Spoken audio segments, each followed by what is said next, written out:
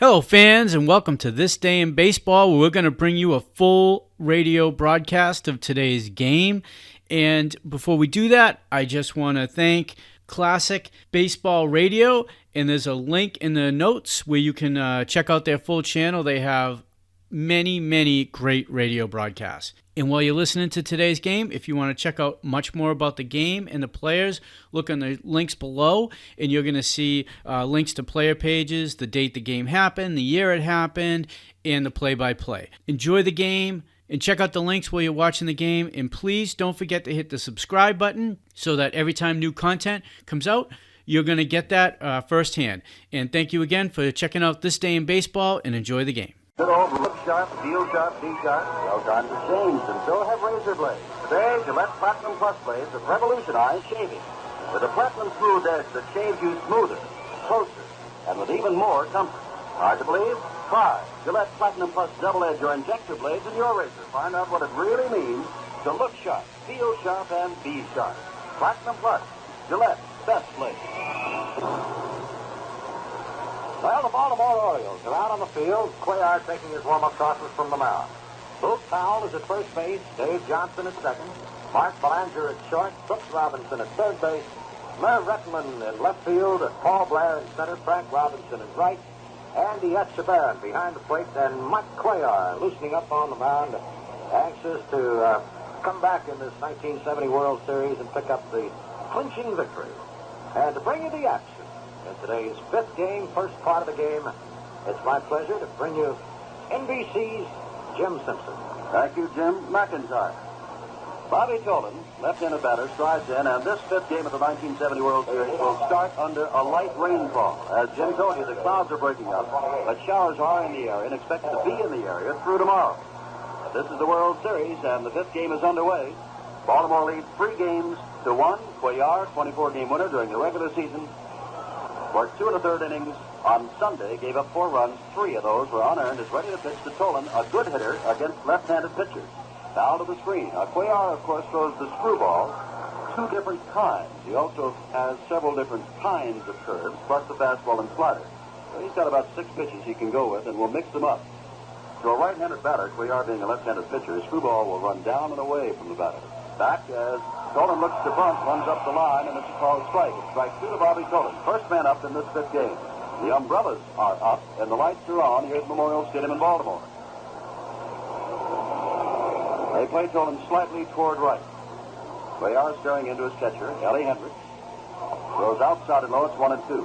Jim Merritt has just now stopped warming up and is just putting on his jacket out in the bullpen for Cincinnati. Questionable, as Jim said, whether or not he will start today, but he is putting on his jacket. Cuellar back with a 1-2 pitch. Swing and a miss. Strike 3. Tolan strikes out. A breaking pitch got Bobby. Here is Pete Rose hitting at 250. 1 home run in this series, 2 RBIs, and the captain of the Cincinnati Reds, who strides today to the right side of the plate as Rose is a switch hitter and will bat right-handed against the left-handed Mike Cuellar. Rose stands in. Cuellar ready. The rain continues to fall. Breaking pitches outside ball 1. Now, if today's game should become a tie, and then is called off because of rain, something rather unusual would happen, and I'll tell you what it is in just a moment. Ball 1 pitch from Cuellar. Outside it is ball 2. It would be a suspended game. Tomorrow would be an off day. They would go on and play the 6th and 7th games in Cincinnati, and if Cincinnati tied it up, then they would come back to Baltimore and start all over again. Today's game would be washed out entirely. 2 balls, no strikes to Rose. This is a breaking pitch that's right over the knees. 2 balls, 1 strike. On deck is Tony Perez. He started things off in the 8th inning yesterday, drawing a base on balls after having a strike count on. Setting it up for Bench's single. And Lee Mays' 3-1 home run. 2-1 pitch is fouled out of play to the right. There's 2 balls, 2 strikes to Rose. So conceivably, if it were a tie today and were called off and Cincinnati did win the next 2 at Cincinnati, you could take today's game and throw it all out instead of starting from the corner suspension. Interesting. 2 balls, 2 strikes, 1 out. Cuellar is ready. Fastball, and it's out to right field. On the run is Frank Robinson will let it down in front of him. Rose goes around as Robinson fumbles the ball, dives head first into second base. Question is whether or not Pete might have made it anyway, because he had decided as he went around first base to continue off.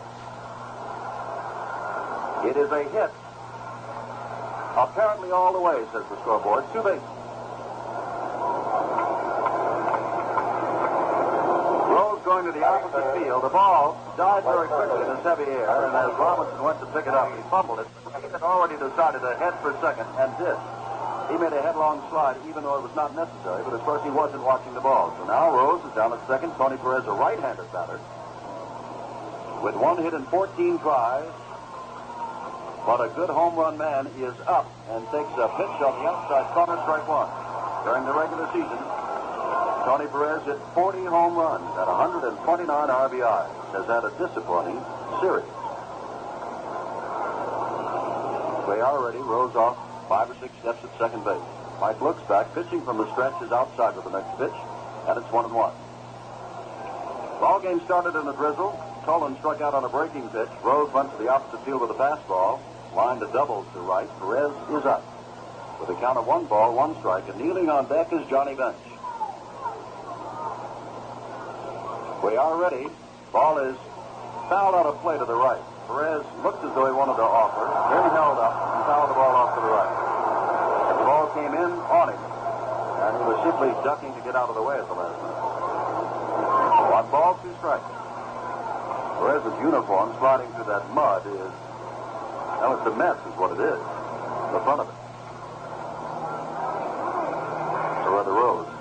There's a foul at the plate. 1 ball, 2 strikes. Pete, you know why, as you have heard many times before, that he even runs out bases on balls. Well, imagine Pete Rose going around first base trying for a double with a play right in front of Frank Robinson, who has a fine arm. He was really flying. They are with the new baseball. Looks back, throws, fastball. It's fouled to the screen, right up under ice. There is not an exaggerated shift on against the pull hitter Perez, but Davy Johnson is over close to second base. Paul Blair is around to the left in center, and Merv Redmond closer to the line in left. Again, the 1-2 count. 1 out. Here's the pitch, and it's low. It's like a screwball as it ran out and away from Perez. 2 balls, 2 strikes.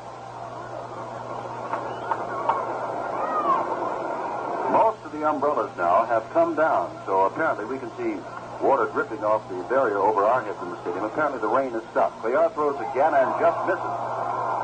Inside, and it is 3-2. Perez yesterday, remember, drew the walk being down 0-2, and then drew the walk to start the 8th inning rally that won the ball game. There he was 1-2, fouled a couple of pitches off, and now Cuellar has missed twice. And now must come in with a pitch on 3 balls, 2 strikes.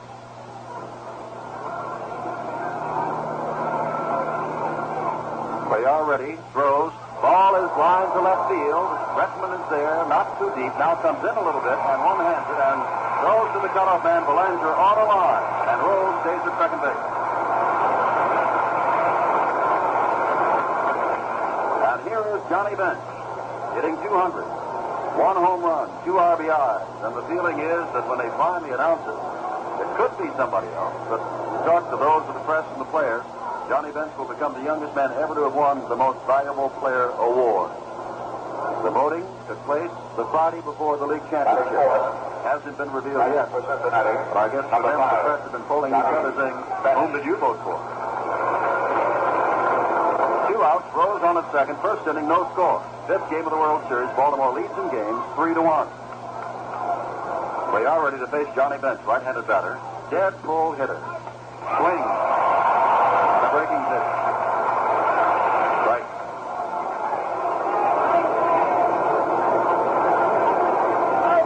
For Bench, Johnson is not as close to second base as he played Perez, but they're still pulled around. There's the ball lined over his head. Into right field, Robinson there, goes around, and will score. Cincinnati leads 1-0 on the base hit by Johnny Bench.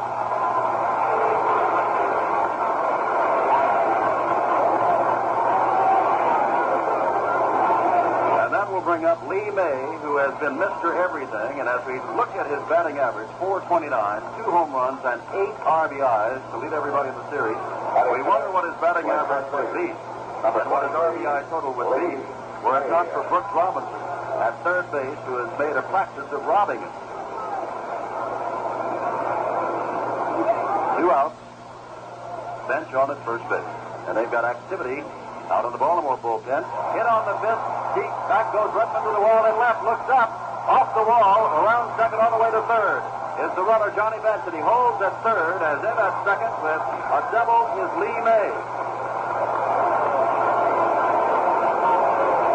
But I want to tell you, if that ball had been out a little bit more over the plate, May would have pulled that for a 2-run home run.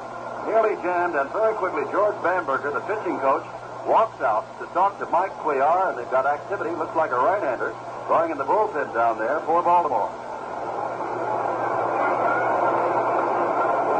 Baltimore has Tom Phoebus, who might have started today's game, were Cuellar not ready, warming up already.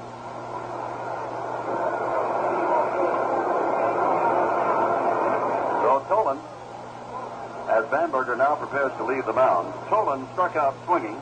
He throws it a fastball to right for a double. Perez flies to short left. Johnny Bench followed with a single to right, going to the opposite field, and we said he's a dead full hitter, but he went to the opposite field, driving in Rose with the first run, and Lee May hit the first pitch and doubled off the left field wall. Bench stopping at third. 2 out Hal McRae, hitting 500. The tune of Bernie Carbo out of left field, right-handed batter, steps in.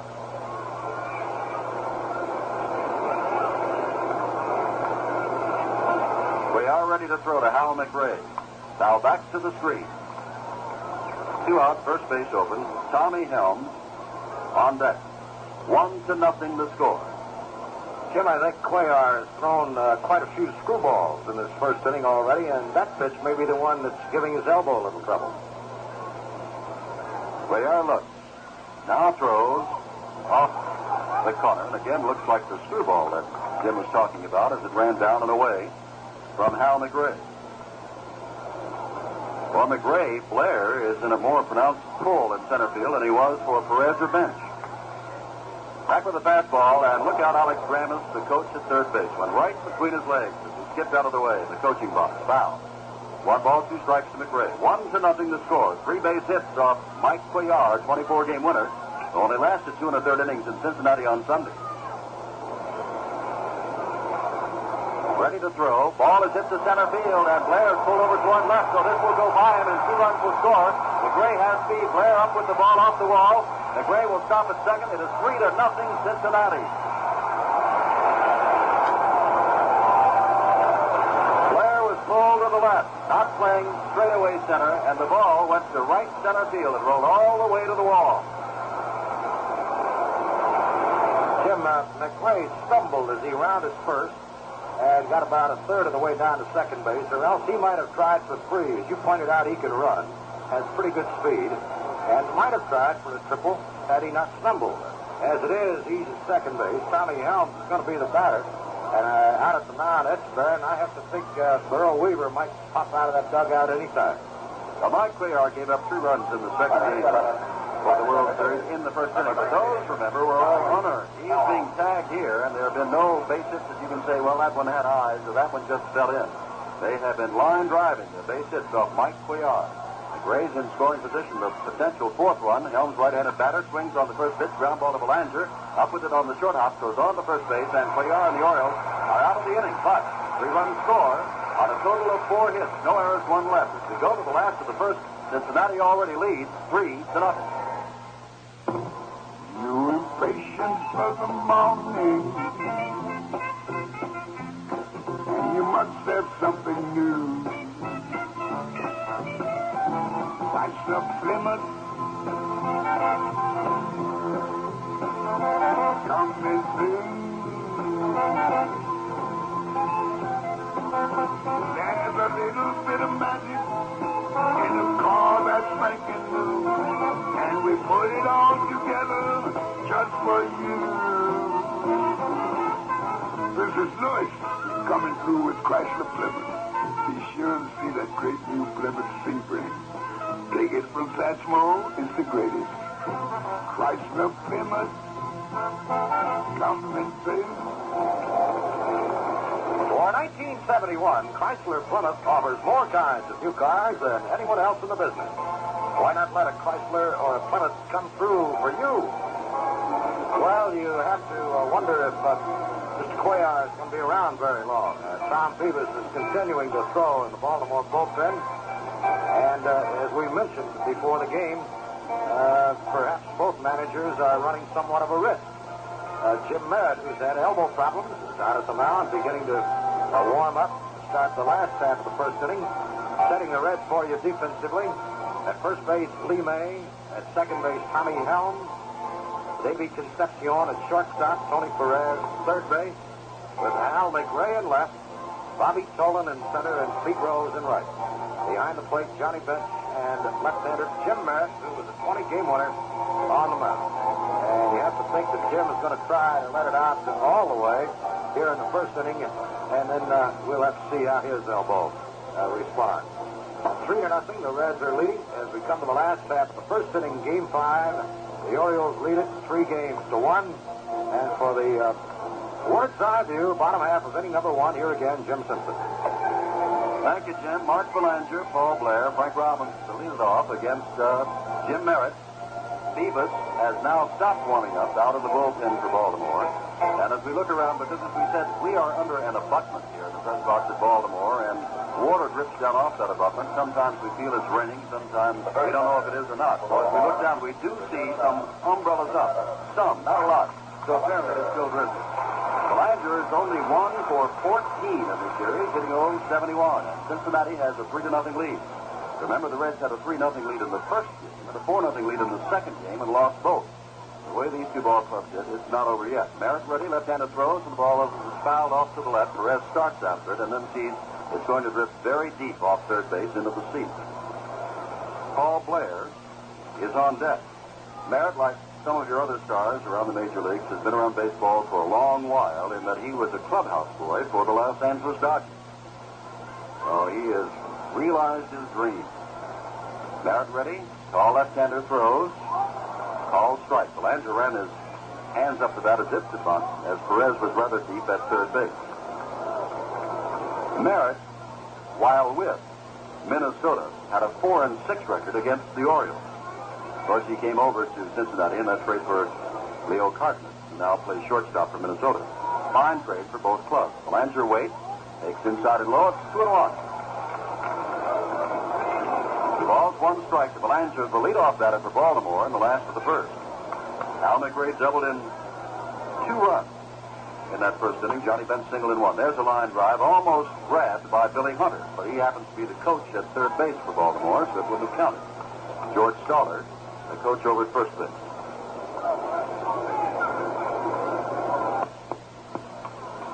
Belanger back in, has a closed stance, right-handed batter. When he hits a home run, Baltimore goes into fake swoon. This one is popped up, left side, Perez in foul territory.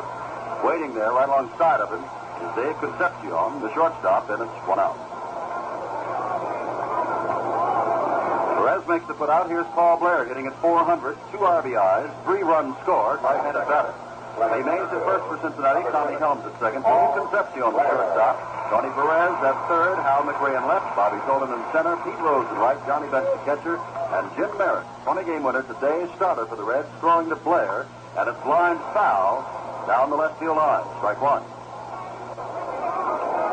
Rained very heavily this morning. And then about 12:31, about a half an hour before the game was scheduled to start, they started taking the tarp off, and then as the game began, it began to drizzle again. Merritt is back inside and low. It's 1-1 to Blair. And as we said, apparently it is still drizzling a little bit now. If Cincinnati wins today, tomorrow travel day, and they resume with a 6th game as a fastball high and away. And it's 2-1 to Blair. They resume with the 6th game on Saturday in Cincinnati. Jim, that pitch there, that fastball of Blair, is the hardest Merritt has thrown it so far. 2 balls, 1 strike. Back with a breaking pitch. There's the bunt down the third base line, waiting for it to roll foul as Perez, and then gloved it as it does after going about 60 feet. from home plate. And Blair, who has fine speed, is way down the line and is just now walking back past first base, trying to butt his way off. 2-2, the count. 3-0 the score, Cincinnati. Lights have been on since the start of the game. They play Blair, who has World Series home runs to his credit, swung around to left. Blair won a game with a home run in 1966 when the Orioles swept the Los Angeles Dodgers in 4. 2 balls, 2 strikes. Merritt ready. Blair ready. Here's the pitch, and this one is lined into left field. In quickly is Hal McRae, who can run. Tries for the catch, and he is safe. He drops it, they say. But look, you couldn't tell from here, but down the left field line, National League umpire Tony Benson ran clear out near McRae and called the play. So Blair is safe, and Frank Robinson comes up.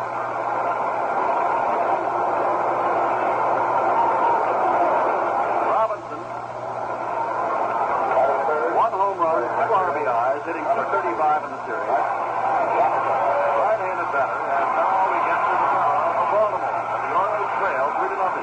1 out, last of the first inning with Blair on at first base. Robinson has struck out 4 times in this series, and every time he has been looking at a fastball.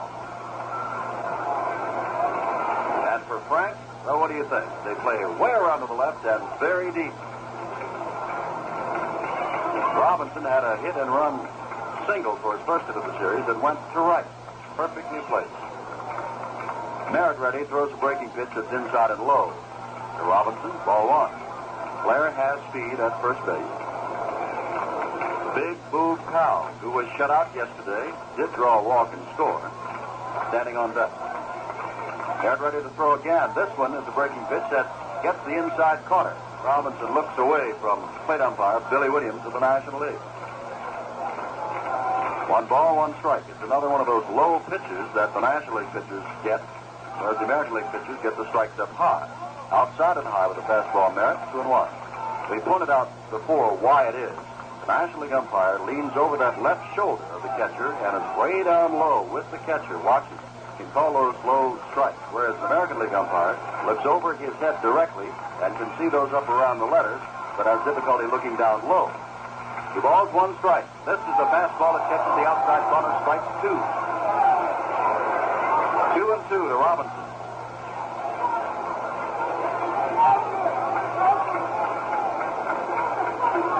Merritt, who wanted desperately to pitch in this series, is back with a breaking pitch fouled at the plate. And Sparky Anderson, before the series began, if you talked to Sparky, was saying, no chance. We would like him, and Merritt kept warming up. He warmed up that first day down the right field line in Cincinnati and said that he was throwing pretty well, and Cincinnati's line was, no, he'll never make it. But Jim vowed that he would be in the World Series, and here he is. And he's leading 3-0 in the last of the first. Ready with a 2-2 pitch, and it's low. It's 3-2. Now Merritt finds himself in the same kind of situation that Mike Cuellar was in. That is 1 out, 1 man on, and a 3-2 count with a fellow that can park it in the seats. Cuellar was dealing with Perez. Merritt is dealing with Frank Robinson. Jim Merritt ready. Throws, comes back, long drive, deep to left field, looking up. Home run, 3-2.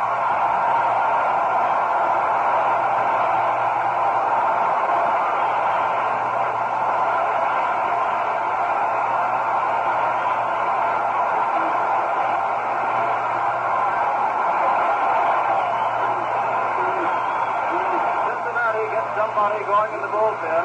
Well, 3-2. Frank Robinson, as we said, has been caught looking at fastball. And that was like a breaking pitch to me. And Frank will tell us after the game to the press what it really was. But I want to tell you, he parked that. It was so high, I've seldom seen a higher hit home run. And it jumps out of here. Here's Boog Powell takes a strike at the knee. Wayne Granger is up and throwing now. So Baltimore's bullpen was going in their half of the first. And Cincinnati scored 3 times, and now the Reds bullpen is going because the Orioles have scored twice. It's going to be some serious game. Breaking pitches outside. It's 1-1 to Boog Powell, who is hitting .250 but has 4 RBIs and 2 home runs. Redmond is on deck. We have one out, nobody on. They swing around to the right, of course, for Powell, but he has power to all fields and hits this one to center field. In quickly comes Solon. He has great speed. Out goes Concepcion and makes quite a catch. Running away from the plate, put it out in his glove hand and right in front of Tolan. Made the good running catch on Blue Powell's high pop.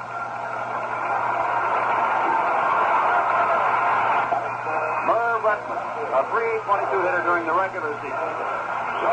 In his second series appearance, he was in yesterday, reached on an error, so he is 0 for 1. Frank Robinson, his home run made it 3-2. That's his 6th home run in World Series play, most among any active Major League players. Redmond, right-handed batter, takes the breaking ball down low from Jim Merritt. It's ball 1. Well, the 3-2 pitch to Robinson from Merritt was just too good for Frank, and not so good for Merritt. Ready again, fastball, line, but it is pulled foul. And I want to tell you, Mr. Redmond really got around on that ball. Merv has excellent power. Had 18 home runs during the regular season. They say about Earl Weaver and Baltimore, not only does Weaver have a great starting lineup, but look down that bench with Merv Redmond, Kirk Moten, one of the hottest pinch hitters in baseball. Young Terry Crowley, outside with the pitch is Merritt. 2 balls, 1 strike to Merv Redmond.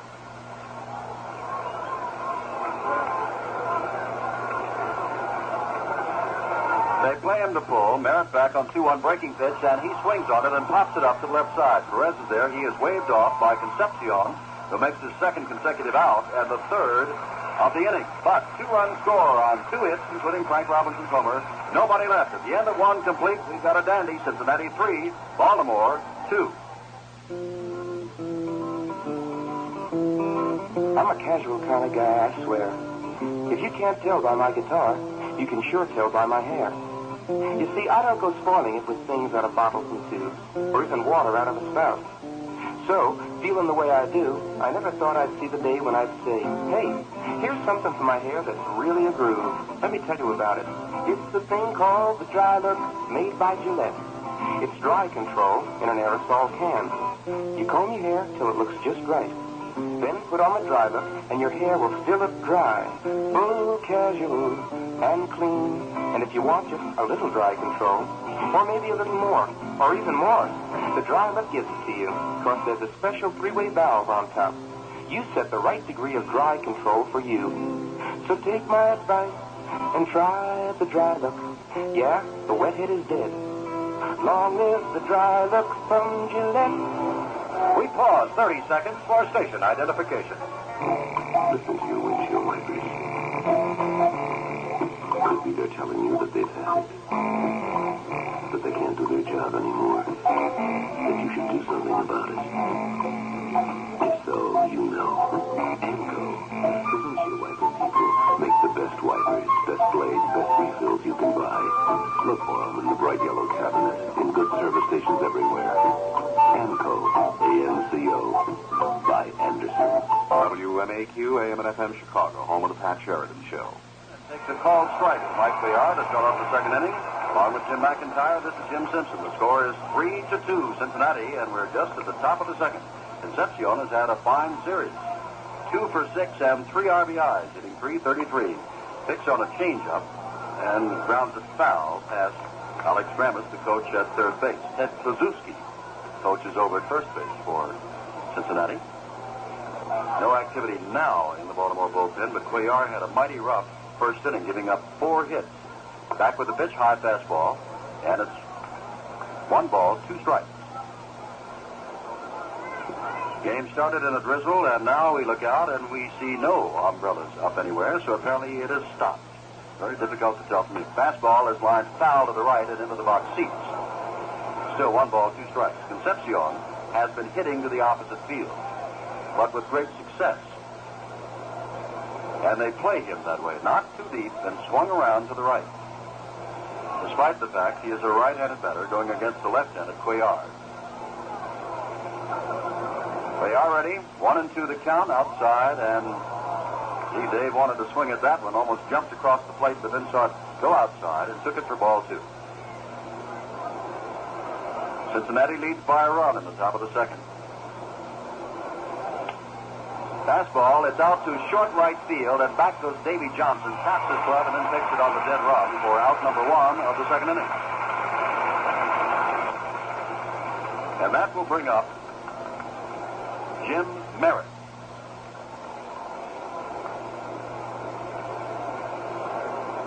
Merritt, as a batter in the majors, has a lifetime average of 142. That's pretty good. 4 home runs, 1 last season up in New York. Merritt. And this year, 3 of them at Atlanta, San Diego, and in Cincinnati. Strike as he swings. 0-1 to Jim Merritt.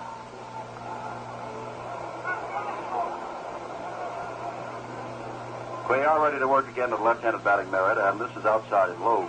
It is ball 1, 1-1. Jim Merritt, Ferguson Jenkins, and Johnny Odom, the only pitchers in the major leagues who hit as many as 3 home runs in 1970. 1 ball, 1 strike. 3-2 the score, Cincinnati. Fastball is up high from Cuellar. It is 2-1. 1 out, top of the second inning.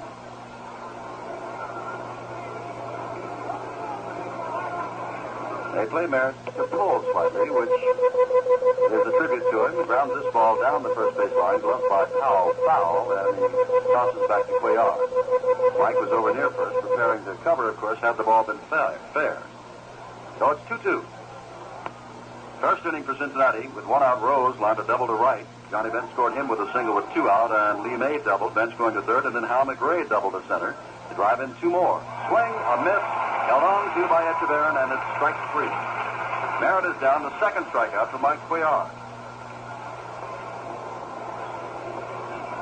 And here is the man he struck out to start off the ball game, Bobby Tolan.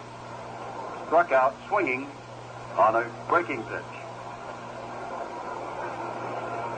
Tolan has a home run in the series, 1 RBI.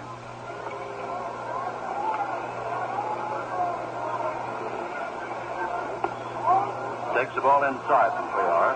Ball 1. Bobby successfully has stolen the base and has been caught stealing. He, as you know, led the major leagues in stolen bases with 57. 1 ball pitch is down low. And Bill Williams, kneeling down on the inside shoulder of catcher Andy Echeverren, shakes his head. No, it's ball 2. Tolan has something in his eye and backs off for a moment.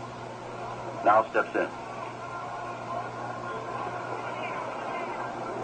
Cuellar throws. Ground ball. 1-1. Big hop to Booth. Fowler simply steps on first base to end the inning. No runs, hits, or errors, anybody left. We go to the last of the second. Cincinnati 3, Baltimore 2. What gets a team to the World Series? Performance. Performance that shows up game after game. In clutch situations, it makes the difference between winning and losing. Well, it's like that in auto racing, too. And the name of the performer that comes through race after race is STP oil treatment. STP oil treatment means championship performance for race cars and for family cars, too. Because STP works in all engines to cut the heat, friction, and wear that can put your car on the sidelines with expensive repairs. STP clings to vital engine parts, lubricates better than ordinary motor oil alone, helps keep your car running smoother, quieter, longer. That's the kind of championship performance you can appreciate every day. And now that winter's coming, you should remember that STP gives you the extra edge your car needs to start faster in cold mornings. So the first time you need oil, or the next time you change oil, have your service station add STP oil treatment. STP is the racer's edge. A big round of applause is for Brooks Robinson, who's going to be the Oriole leadoff man in the second inning. I have to think, Jim, that your observation was that this could be a high-scoring ballgame. You said that before we went on the air, and with both pitchers having some problems with their arms, and what has happened so far, looks like you're going to be right on the money. Now, Jim, here's a fellow that's driven in 6 runs thus far in the series, Brooks Robinson, hitting .500, 8 for 16, and, of course, has been amazing a field with a glove. Merritt ready to work to him and throws outside and high. It is ball 1. Brooks, yesterday, went 4 for 4 in a losing cause. The last American League player to do that was Bill Dickey of the Yankees back in 1938. Ball 1 pitch is catching the inside corner. Breaking pitch looked like a slider from Merritt. 1 ball, 1 strike. Well, a year ago, when the New York Mets were taking Baltimore in 5 games. Brooks Robinson had 1 hit in 19 times at bat. He's 8 for 16. 1-1 pitch is fouled off to the right. Lee May gives chase over near the box seats. Down off first base, but it is at least 20 rows back. 1 ball, 2 strikes to Brooks Robinson with Davy Johnson swinging a couple of bats in the on-deck circles. Brooks, from the time that ball was fouled off, never stood out of the batter's box, never stepped out, just stood there with the bat ready to face Jim Merritt, who owns a 3-2 lead, and we're in the last of the second. Merritt throws 1 and 2, breaking pitch. Line to left field. Back goes Hal McRae, looking up and takes it, running away from the plate toward left center field.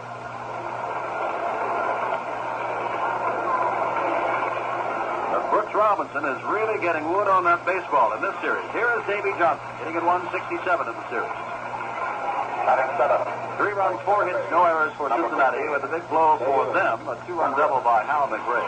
2 runs, 2 hits, no errors for Baltimore, and the big hit for Baltimore, the 2-run homer by Frank Robinson, with 1 out in the first inning. Merritt stares into his catcher, Johnny Bench. Johnson, a right-handed batter, waits and fouls the first one back toward us over our heads. Strike 1. Andy Etchebarren has walked out and is dealing on deck. Wayne Granger is still throwing. He was throwing back in the first inning, remember. After Robinson lined that ball to left field, he got up and started throwing again. Low and away with the pitch. Bench digs it out of the dirt. It's 1 ball, 1 strike to Dave Johnson. Granger, right-hander, had 35 saves for Cincinnati this year.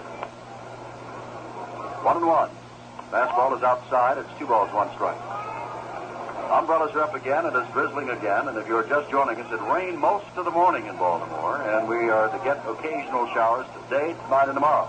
The game started in the drizzle, and it hasn't been held up yet. 2 balls, 1 strike. Lights are on. This pitch is inside. Backing him out of there. It's 3 balls, 1 strike. So Johnson looks down to Billy Hunter, the coach at third base, to see what it is he can do. Can he swing on 3-1? Will Etchebarren do up, or does he take? They pull Davy to pull. They play him around to the left. Merritt is ready. Johnson had 10 home runs during the regular season, low and away, and Johnson draws the first walk of the ball game.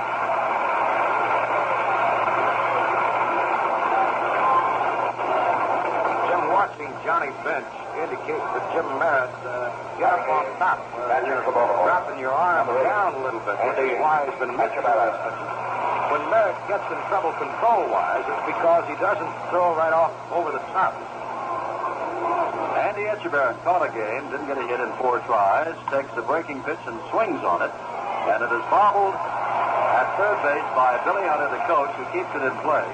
Billy missed it and then figured I'll go with the gag and began to deliberately bobble the ball and then throw it back to Merritt.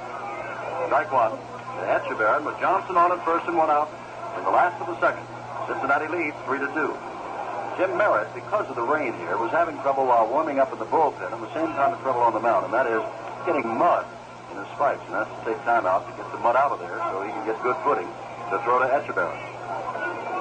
1 strike pitch ready as he looks over at first base, throws a breaking pitch that just does miss. It's 1 ball, 1 strike to Etchebarren.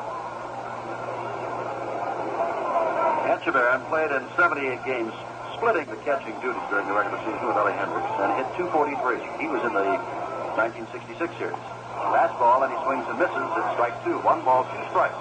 Etchebarren with Mike Cuellar on deck. Funny thing about Cuellar, remember Dave McNally the other day hitting a Grand Slam home run? First time a pitcher's ever done it. In the World Series, Mike Cuellar had a Grand Slam home run in the league championships against Minnesota. 1 ball, 2 strikes. That's ready. Fastball right up the middle. Base hit. Right past Merritt. Down the second goes Davy Johnson and stops there. Runners at first and second. Cuellar coming up to bat.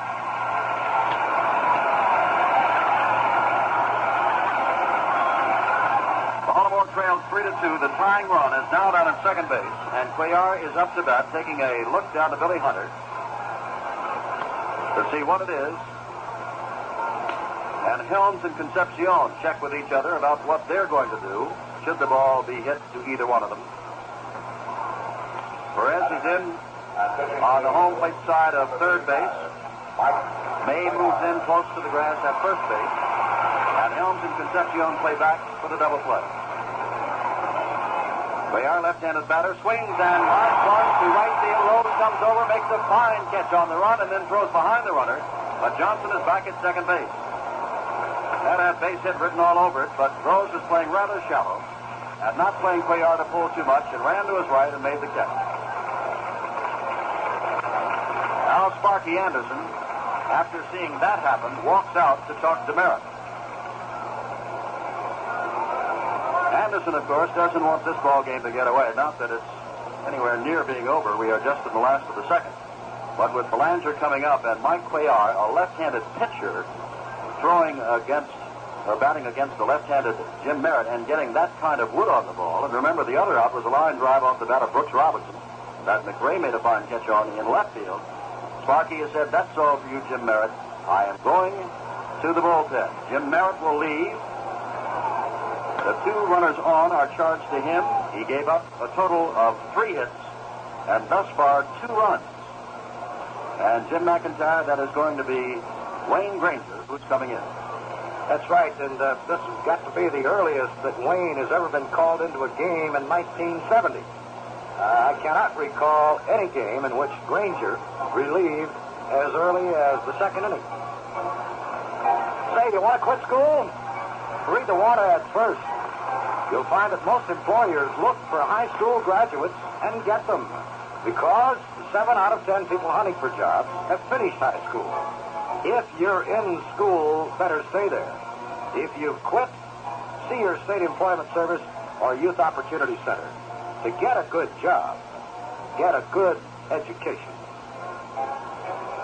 I have to think, Jim, that Merritt may have been trying intentionally to get the ball up to Cuellar, expecting him to push the bunt down the third base side to move the runners up a notch.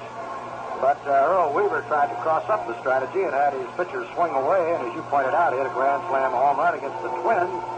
And with the ball up and out over the plate, he had a good pitch to swing at, and he hit it pretty hard. That he did, Jim. Wayne Granger, who strides to now, we told you, 35 saves during the regular season. In his only series appearance, he worked only 2/3 of an inning, and Baltimore roughed him up pretty good. 2 hits, 3 earned runs, thanks to a home run by Baltimore. Also walked a man and struck out a man. But Wayne Granger, of course, a big man in the Cincinnati bullpen, and in the scheme of things, because it's the Cincinnati bullpen that brought the Reds through, whereas conversely, Baltimore is known for its starting pitchers, the big 3, Cuellar, who won 24, McNally, who won 24, and Jim Palmer, who won 20. Jim Merritt, who started this game, had 20 victories.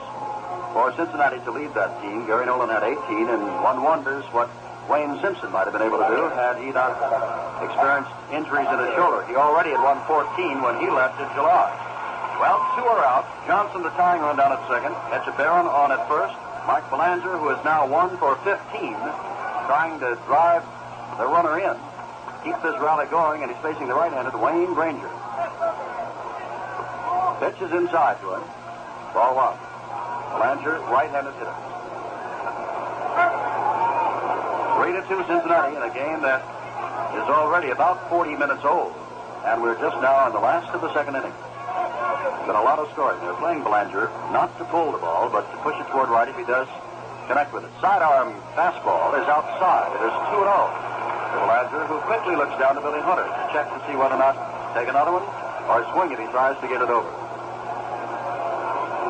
2 are out. Blair waits on deck. Belanger chokes up considerably on the bat, not known for the long ball. Another fastball, and McRae comes in and simply tosses to Concepcion at third. It's a tie game. As Belanger, who was 1 for 15, swings on the 2-0 pitch and lines the single left.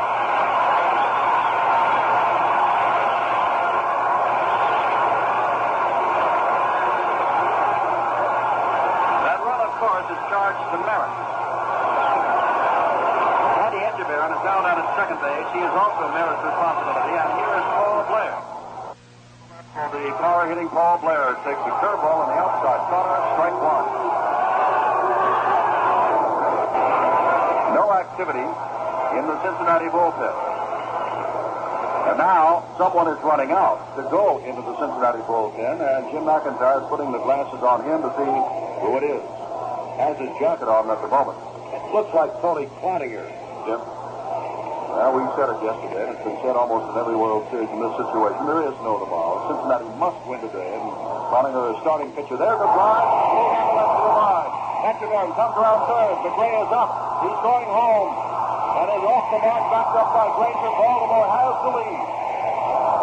Wayne Granger has given up 2 base hits in a row.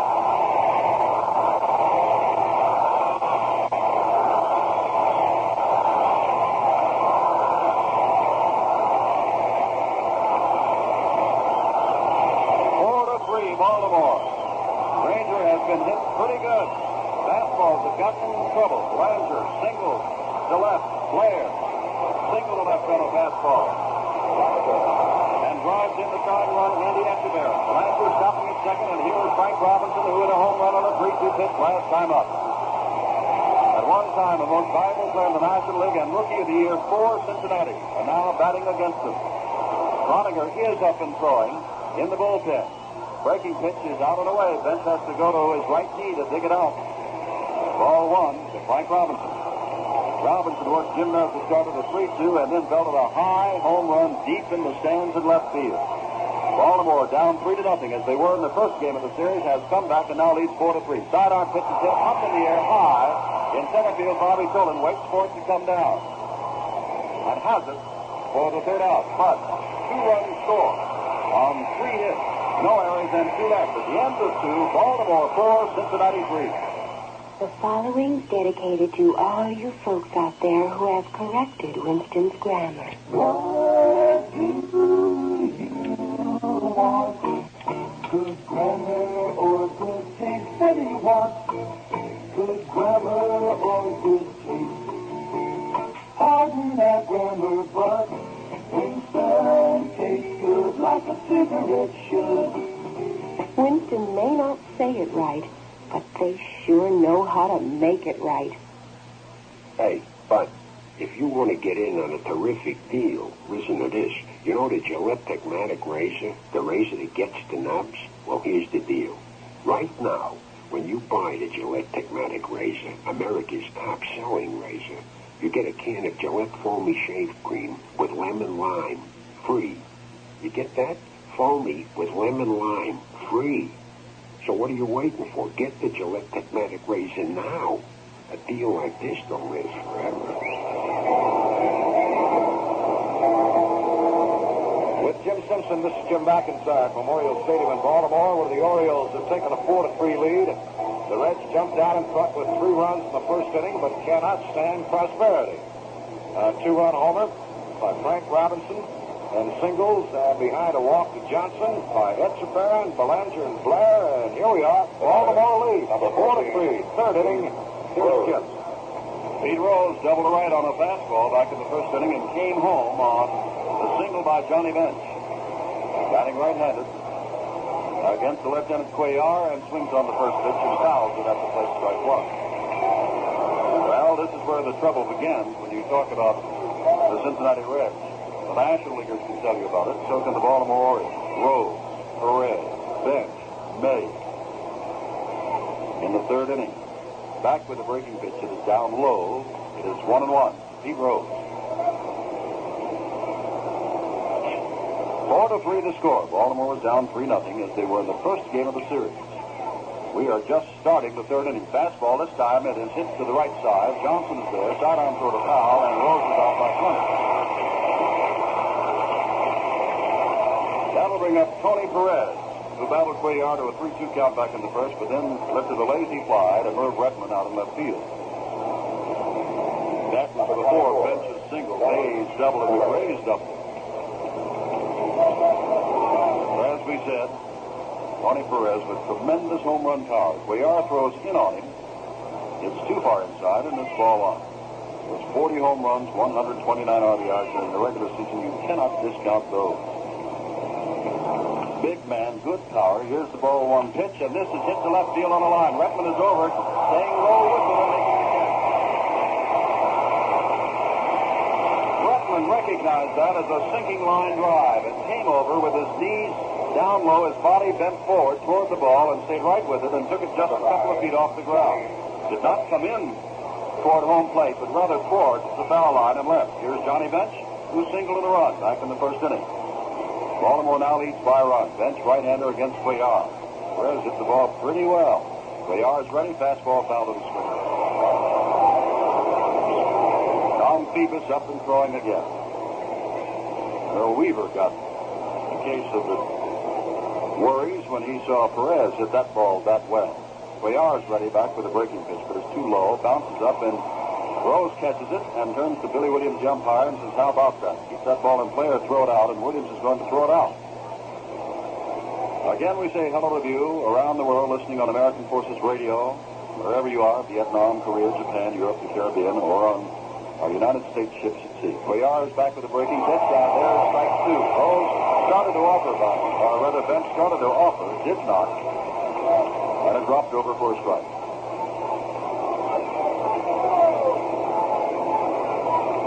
One ball, two strikes. And Bench runs into error. That's the third strikeout for Mike Cuellar. They go to the last of the third. Baltimore leading 4-3. Every World Series game has a lot of tradition behind it. All of the great teams have played in this series, and every year more great names join those of the past. Here's something else that's got tradition going for it: STP oil treatment. STP has given drivers the edge on great race circuits all over the world, and it doesn't stop there. Millions and millions of motorists rely on STP oil treatment every day to keep their family cars running smoother, quieter, longer. STP clings to vital engine parts, lubricates better than motor oil alone ever could. Helps eliminate damaging friction and wear. On the track, that can give you the winning edge. On the highway, it can mean a lot longer life for your engine. And with winter coming up, you need STP protection even more, because STP gives you that extra lubrication you need to help get smooth, fast starts on cold mornings. So get that STP tradition working for you. At your service station, add a can of STP oil treatment to your car's engine and run racer sharp. We pause 30 seconds for station identification. The new hidden windshield wiper blades need your attention just as much as those resting on the glass. It's easy to forget them when they're out of sight.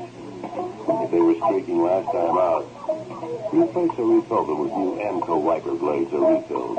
Wherever you see the bright yellow AMCO cabinet, the man at the pump can do the job in seconds. It's a good place to buy gas, too. WMAQ AM and FM Chicago, home of the Pat Sheridan Show.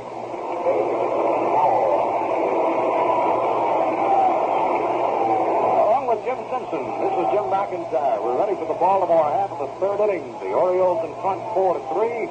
And here's Jim as Boog Powell steps up. Concepcion at shortstop made a good play on Bruce Powell, catching his pop fly, running away with his back to the plate back in the first inning. Powell, a left-hander against the right-handed Granger. And remember, Belanger and Blair on the Granger fastballs lined singles to left field. Both men pulled the ball. Belanger seldom does that. Bruce Powell with great power, and he is standing at the left side of the plate, looking at the three-quarter and sidearm throws of Granger, who throws him a breaking pitch inside. Lee May at first base, Tommy Helms at second, Dave Concepcion at short, Tony Perez is the third baseman for the Reds, Hal McRae in left, Bobby Tolan in center, Pete Rose in right, Johnny Bench the catcher, Granger throwing another breaking pitch. This one is a curveball that drops right over strike one to Boog Powell. 1-1. On deck is Merv Rettenman. 309 feet down each foul line, and then dropping away dramatically to 410 feet straight away center field. Ranger ready. There's the ball. Ripped to right field. Pete Rose is on his way back. Watches it go by. Not looking at the full wall. There's the long throw to second base, but nobody's there to cover, and it is cut off, and Boog Powell has a double.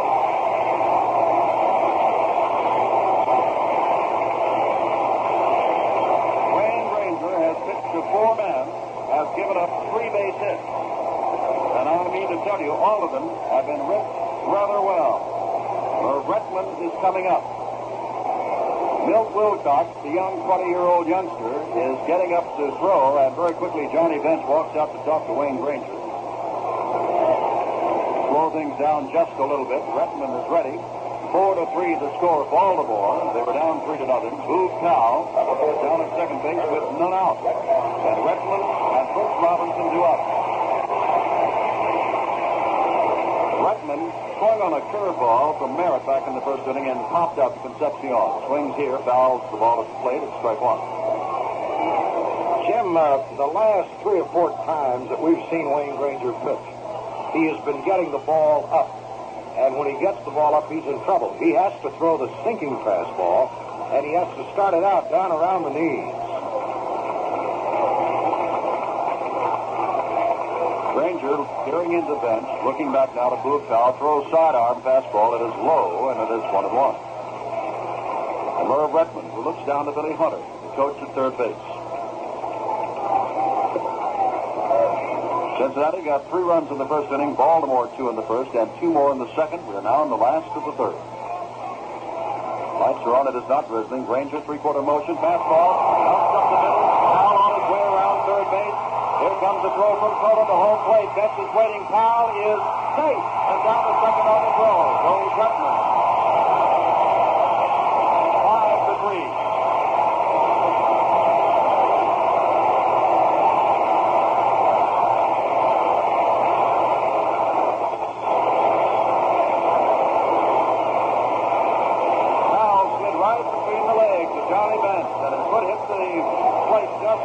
Got the ball. Has pitched to 5 men, has given up 3 singles and a double. Sparky Anderson is on his way out. Baltimore has the lead. That slide at the home plate by Big Boog Powell was something to see. He went right between Johnny Bench's legs and planted that left foot on home plate as Bench made the tag up on his shoulders and was called safe by plate umpire Billy Williams, which indeed he was. And I have to think that the smaller man may not have made it. But Boog Powell at 250 plus with a full head of steam was pretty hard to stop. And Bench just couldn't do the job. Johnny's a pretty good sized boy, but not that big. After a conference with Granger, Sparky Anderson is headed back to the dugout.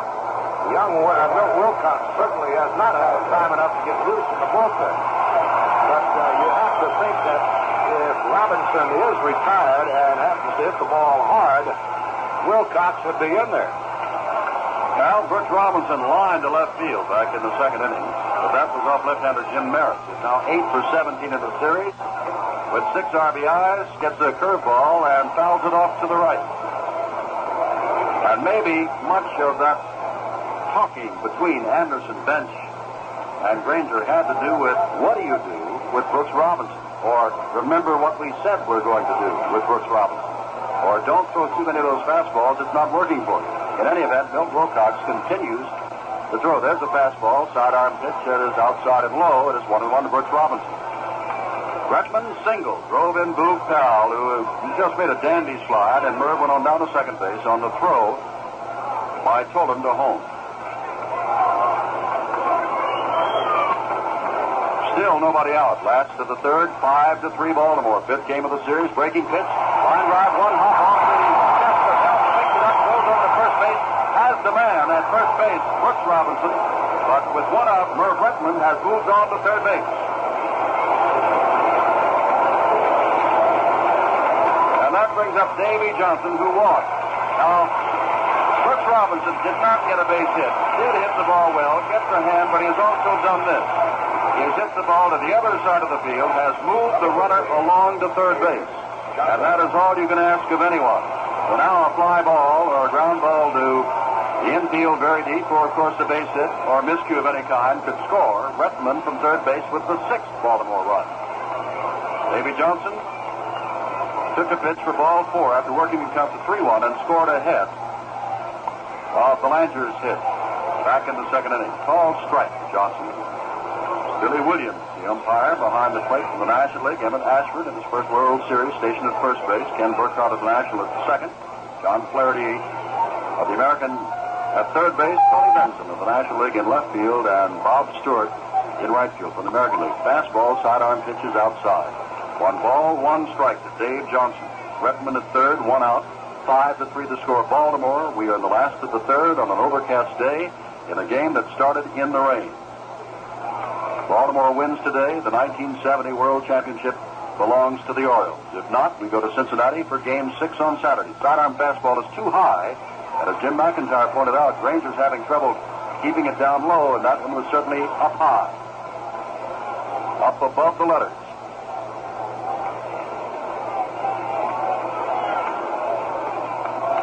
Wilcox continues to throw. Flanagan has been throwing in the bullpen for Cincinnati. Sidearm pitch again, fastball. In the hole between third and short. Johnson has an RBI as Redmond simply pops home, and it is 6-3, Baltimore.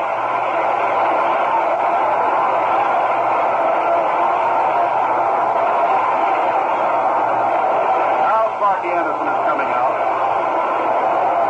Now Granger has given up 5 hits in the 7 men that he has faced.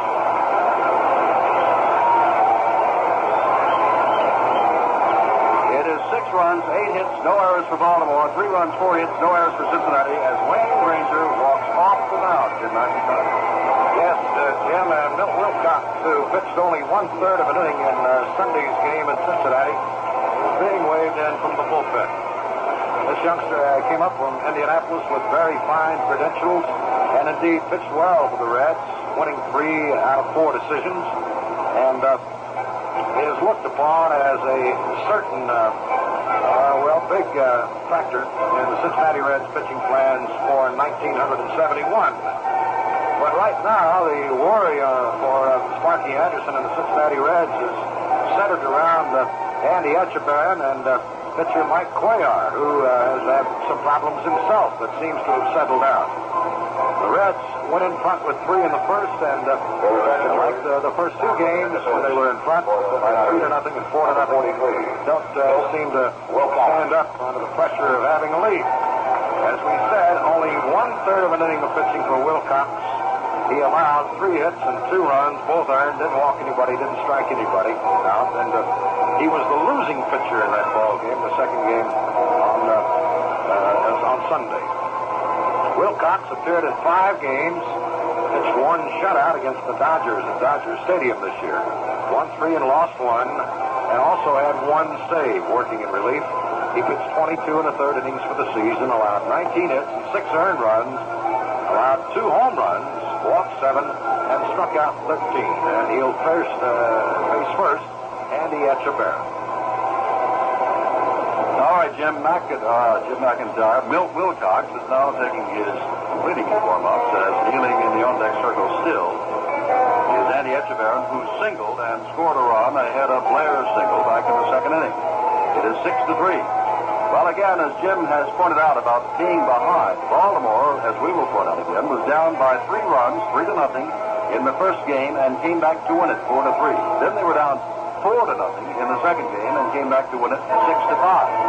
Today they were very quickly down 3-0 without even having come to bat in the first inning of this ball game. But now they lead by 3, 6-3. As Andy Etchebarren steps up, Davey Johnson, who has just scored Bretman from third base with a sharp single to left field, was out. Granger gave up 2 runs. Dave Johnson, his responsibility on 5 hits. Wilcox in the league championships, I'm sure you know, in the final game against Pittsburgh, the third game, was just simply an amazingly good-looking right-handed pitcher. The Reds figure that despite his series performance, he is one of the good ones for next year and years to come. He's only 20. Ready with the first pitch, off-speed pitch that breaks right over the plate. Outside corner, strike 1. They're playing Etchebarren, who singled to center to pull the ball to left. Now a quick throw, but Johnson's only about a half a step off at first base, and there's right there as Lee May tosses the ball back to Wilcox. Merritt started. Granger came on in the second. Now Wilcox in the third of the 6-3 ball game. Wilcox ready, throws, fastball, hit on him, and apparently he went around with the swing. Etchebarren is asking, did I go around? He looks down to Billy Hunter, but it's strike 2. Mike Cuellar is on deck, the pitcher, who was down 3-0 and now finds himself leading by 3. Breaking pitch is much too high. The bench has to stand up and reach up to get it. Ball 1, strike 2. Well, coming to the stadium this morning, I wouldn't have given you much chance at all that this game would be played, even though they do everything in their power to play World Series games. It was raining that hard. But the closer we got, the better the weather was, and we're playing the game. Pitch is off the corner. Changed up. It's 2-2. The game started in a drizzle, and it has been drizzling off and on several times since. Etchebarren, the right-handed hitter, waits. Right-handed Wilcox throws. Ball hits the opposite field, high to right field. He throws, drops toward the line. Now gets under it and has it for the second out. Johnson moves back to first base, and Mike Cuellar, who lined to right field on the first pitch that he saw in the second inning, is the batter. Cuellar won 24 and lost 8 during the regular season. Had that Grand Slam home run, remember, at Minnesota. Wilcox throws to him. Cuellar's left-handed all the way. Swings at an inside pitch and fouls it right at the plate. Mike is not a great hitting pitcher. Overall average is 116. There are some pitchers who would settle for that. But the rule of thumb for a good hitting pitcher is if he hits right around 200. He's hit 4 home runs in his career, 2 in the regular season, 1970. One at Kansas City, another at Detroit, then he hit a Grand Slam home run in the playoffs. Cuellar may have shaken himself up a little bit when he swung and fouled that ball at the plate. He is still walking around. The ball might have gone off his right shin. And now quickly, Salvone comes out, the trainer, to see how he is. Looks like the ball went right off his right foot, Jim. Either his right foot or his right shin, Jim. I think you were probably right there taking a look at his right shin bone. And Wilcox, man, there's some of that, what is it? Ethyl chloride they spray on you? It's that free zone, you know. I can't even pronounce it. Keeps you from hurting, you know. I call it that magic elixir that they spray, and it sort of freezes the surface and helps to eliminate the pain, numbs it. Mike, I think, is going to be okay. He's going to shake it off and stay in there. Wilcox playing pitch and catch with Johnny Bench. And Earl Weaver and Ralph Savon cut back to the dugout. We'll get Cuellar back in the batter's box. 6-3 the score. We're in the last of the third. Baltimore leads it. Davy Johnson's on at first base now with 2 out, and the count, of course, is 1 strike to Cuellar as he fouled that ball at the plate and off his right foot. Wilcox ready, fastball is blown away, and it's 1-1. 1 ball, 1 strike to Cuellar. They play Mike shaded just a bit to pull the ball toward right. Just a bit. Back with the pitch, fastball is outside. It's 2 balls, 1 strike. 2-1 to Mike Cuellar, who owns a 3-run lead in this 5th game of the 1970 World Series. Last year, he won the only game Baltimore won, 4-1 in the opener against the Mets. Wilcox ready, and swing and a miss by Cuellar. It's 2-2. Last year, he worked in 16 innings against the Mets, allowed a total of 2 runs on 13 hits. Today, he has given up 3 runs on 4 hits. Fastball is outside, and now Wilcox has gone all the way on Mike Cuellar. And with 2 out, Davy Johnson on this 3-2 pitch will be off and running from first base. They've already scored twice in this inning. Merv Redmond drove in Boog Powell, and then Davy Johnson drove in Redmond. There's the ball, and it is hit high and foul to the right side, into the seats. Narrowly missing, going into the upper deck and back at first base. Now Johnson drops back to first. 3-2. Johnson walks off at first. May not holding him there. Wilcox stares into Johnny Bench. Now throws. Foul. Behind the plate. And it's still 3-2.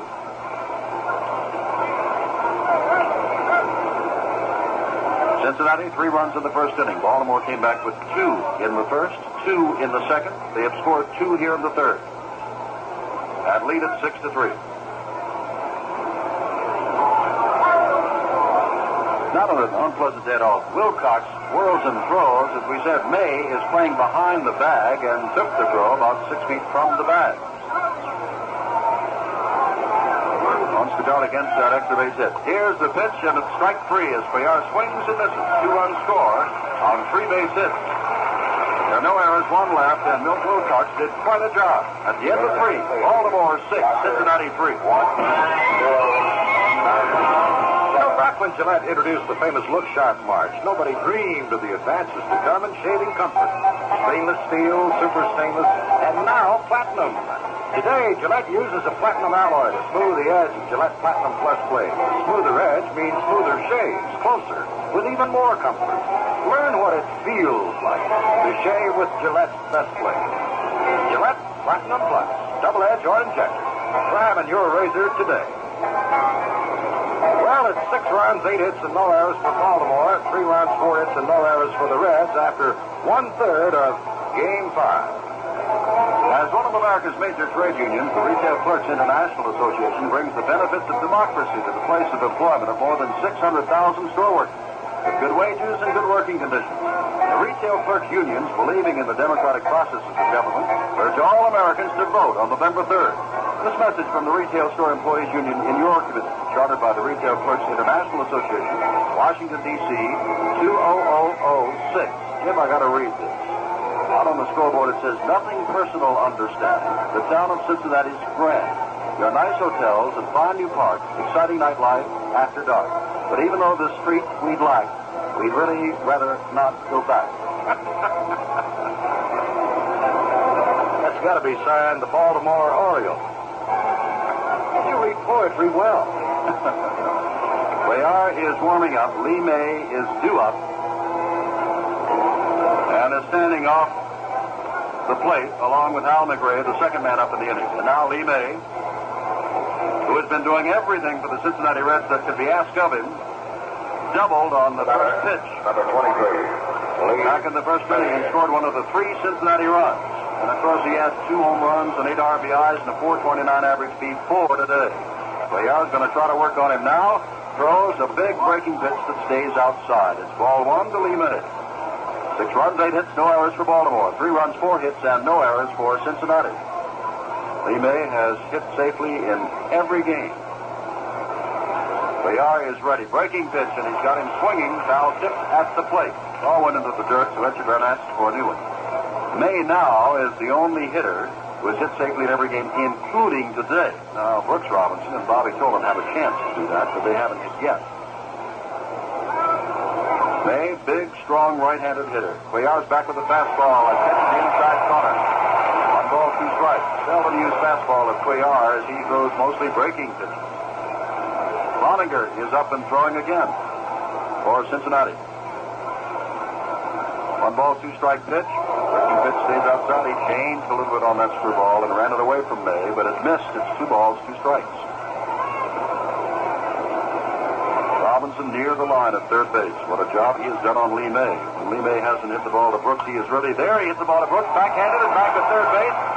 And now they're going to throw on as May does not run out and may have hurt himself. He fell down right at the plate, went down to one knee. But it was quite a play made by Brooks Robinson. But the fact that Lee May didn't run took the excitement away from it. But what a backhanded stop by Brooks Robinson. Lee slipped and fell in the mud at the plate, Jim, and I guess his spikes just gave way. Here's Hal McRae, who doubled in 2 runs back in the first inning, hits the first pitch. It is high. Brooks Robinson comes over. Now Mark Belanger, fair territory, down the line in left field, and takes a high pop-up, and McRae is out.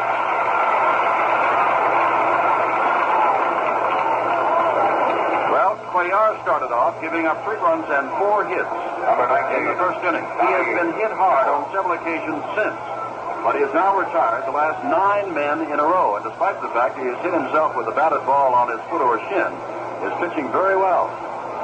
Cuellar ready throw to Tommy Helms now. It's outside and low, ball 1. Helms grounded to short to end the first inning. Robinson had made another one of those patented backhanded stops, and his throw to first base would have been from foul territory. Fastball high. Cuellar is calling it as the pitcher, telling everybody, Boog Towels to take this one, and everybody starts going Boog, and he's got it. And that's the easiest inning of all so far from Mike Cuellar. It goes to the last of the 4th inning. Baltimore leading Cincinnati 6-3. When you have an opportunity to build a new line of cars from the wheels up, the better way, the more expensive way, but the better way is to design the 2 doors one kind of car and the 4-door sedan and station wagon as a completely different car. In our intermediate line, a 2-door is one kind of car. A 4-door sedan and the beautiful new wagon are an entirely different kind. Drive a 1971 Dodge Charger or Plymouth Satellite Sebring hardtop, and you'll get a 2-door designed for comfort, style, and beauty. No compromise. Drive a Dodge Coronet or Plymouth Satellite 4-door sedan or wagon, and you'll get the extra roominess and entry ease that you want. Hardtops designed as hardtops. Sedans and wagons designed as sedans and wagons. Extra value and worth. Extra care and engineering. See the new 71s at your Dodge or Chrysler Plymouth dealers now. Chrysler Corporation cares.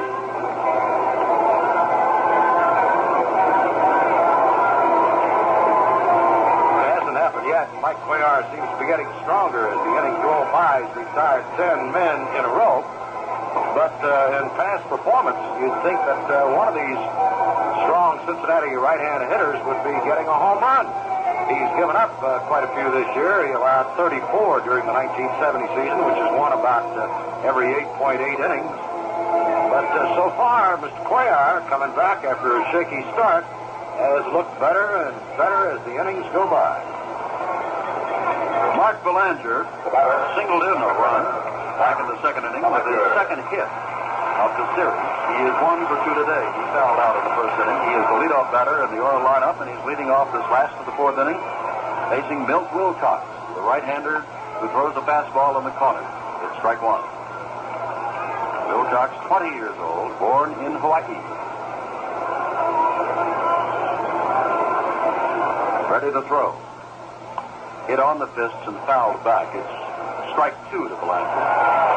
Well, Baltimore has twice as many runs as Cincinnati, 6-3, and twice as many hits as Cincinnati, 8-4. 2 strikes to Belanger with ball. Blair, who's had a perfect day, on deck. Wilcox ready to throw, comes back with a breaking pitch, it's high and away, and it's 1 ball, 2 strikes.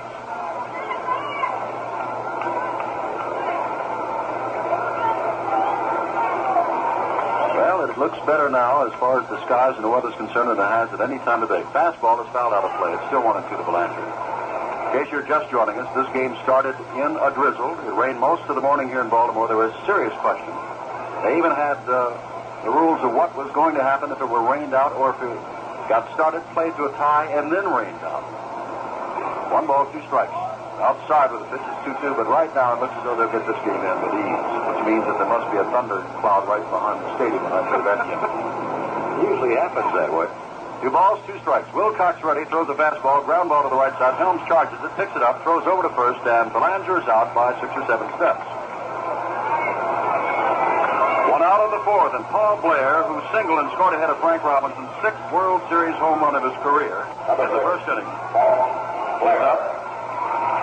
And in the second inning, he hit a fastball and lined it to left field to drive in Andy Etcheberry with the second run of that inning and tie the game up.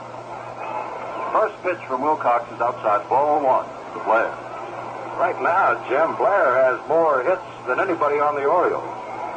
Big curve, and it drops right over. Strike 1. 1 ball, 1 strike to Blair. I shouldn't say more hits. He's 8 for 17, while Brooks Robinson is 8 for 18. 1-1.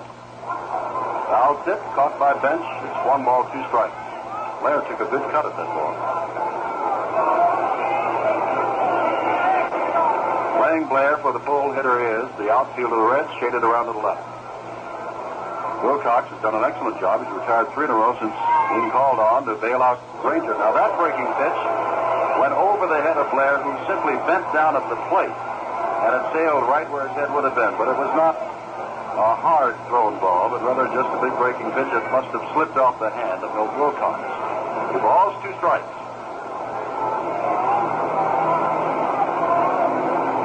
Wilcox ready. Rose comes back with a fastball that misses outside. It's now 3-2 to Blair. Speaking of pitches that get away, how about that one of Jim Palmer's over in Cincinnati? It went within 30 feet of the plate. It went toward the foul line and more toward third base than toward home as it slipped out of his hand. 3-2. Wilcox throws and strikes him out swinging. Second strikeout for young Milt Wilcox. Has now retired 4 in a row. Baltimore leads 6-3 when the last of the fourth, and here is Frank Robinson, who hit a home run in the first inning with man on and fly to center in the second. When they were down 3-0 in the first inning, it is Robinson that brought the Birds back and got them on the scoreboard with a home run. Cloninger again gets up and starts to throw for the Reds. Sparky Anderson can use everybody today because if he doesn't win, there's a strike with a fastball at the knees. There's no tomorrow, and of course, he'll worry about whom to pitch tomorrow after he wins today. That's not the problem. The one-strike pitch from Milt Wilcox in the dirt. Picked up on the first hop by Bench. 1 ball, 1 strike. Baltimore leads it by 3 in this 5th game of the 1970 World Series. 6-3. 1-1. Back with the breaking pitch, and Robinson swings and misses. It's strike 2. 1 ball, 2 strikes. The breeze, what there is, there doesn't seem to be much where we are, but there is some out there blowing toward center.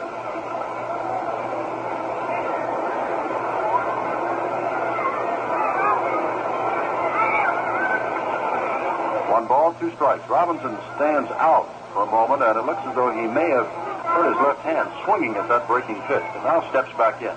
He's ready, and a fastball is lined off Wilcox's rib, picked up by Perez at third base, Ronaldo May, and he's got him. But Wilcox took a shot right in the ribs. The ball lined and caromed over. The trainer is out immediately. Perez picked it up and threw him out. No runs, hits, or errors, none left. 10-4. Baltimore 6, Cincinnati 3. This is Kurt Gowdy. You know, a game like this is always a thrill for me because it's a chance to watch the best baseball in the world. It's performance with a capital P, and I'm big on performance.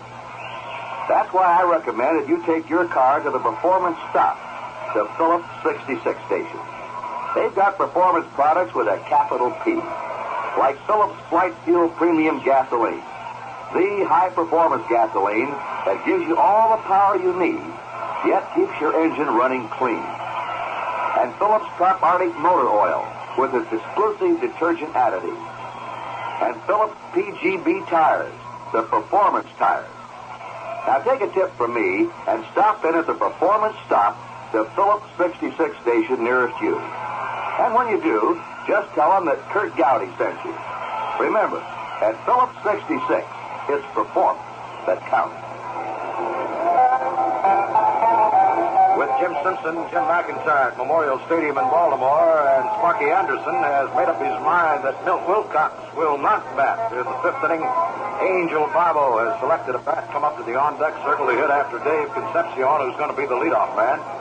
And we are a little bit concerned about Milt Wilcox and that line shot Robinson hit back to him. He did not look like he was hurt seriously. He walked off the mound under his own power, but we hope to have a report from the Reds clubhouse shortly. For the 5th inning, here again, Jim Simpson. Concepcion, right-handed batter, popped to Johnson at second. His only other time at bat, that was back in the 2nd inning, and Cuellar, who's retired 10 in a row, throws, and Concepcion fouls this one off to the right. Now this becomes a very important inning. Not because who's at bat, but once it is completed, this is an official World Series game. Barring, of course, the fact that the Reds go out in front, and then Baltimore must bat in their half of the 5th inning. Strike 1 to Concepcion, grounded off his fists and down the line at third. Brooks Robinson comes over in foul territory, and Billy Williams, the umpire, says he wants to look at it, and he keeps the ball in play. 2 strikes to Concepcion. Bravo, who has been up a couple of times but failed to reach base, as Jim McIntyre said, waits on deck to bat for Wilcox. Cuellar is ready, ground ball toward short. Belanger is in, picks it up, guns the ball on to first base, and has Concepcion by a step.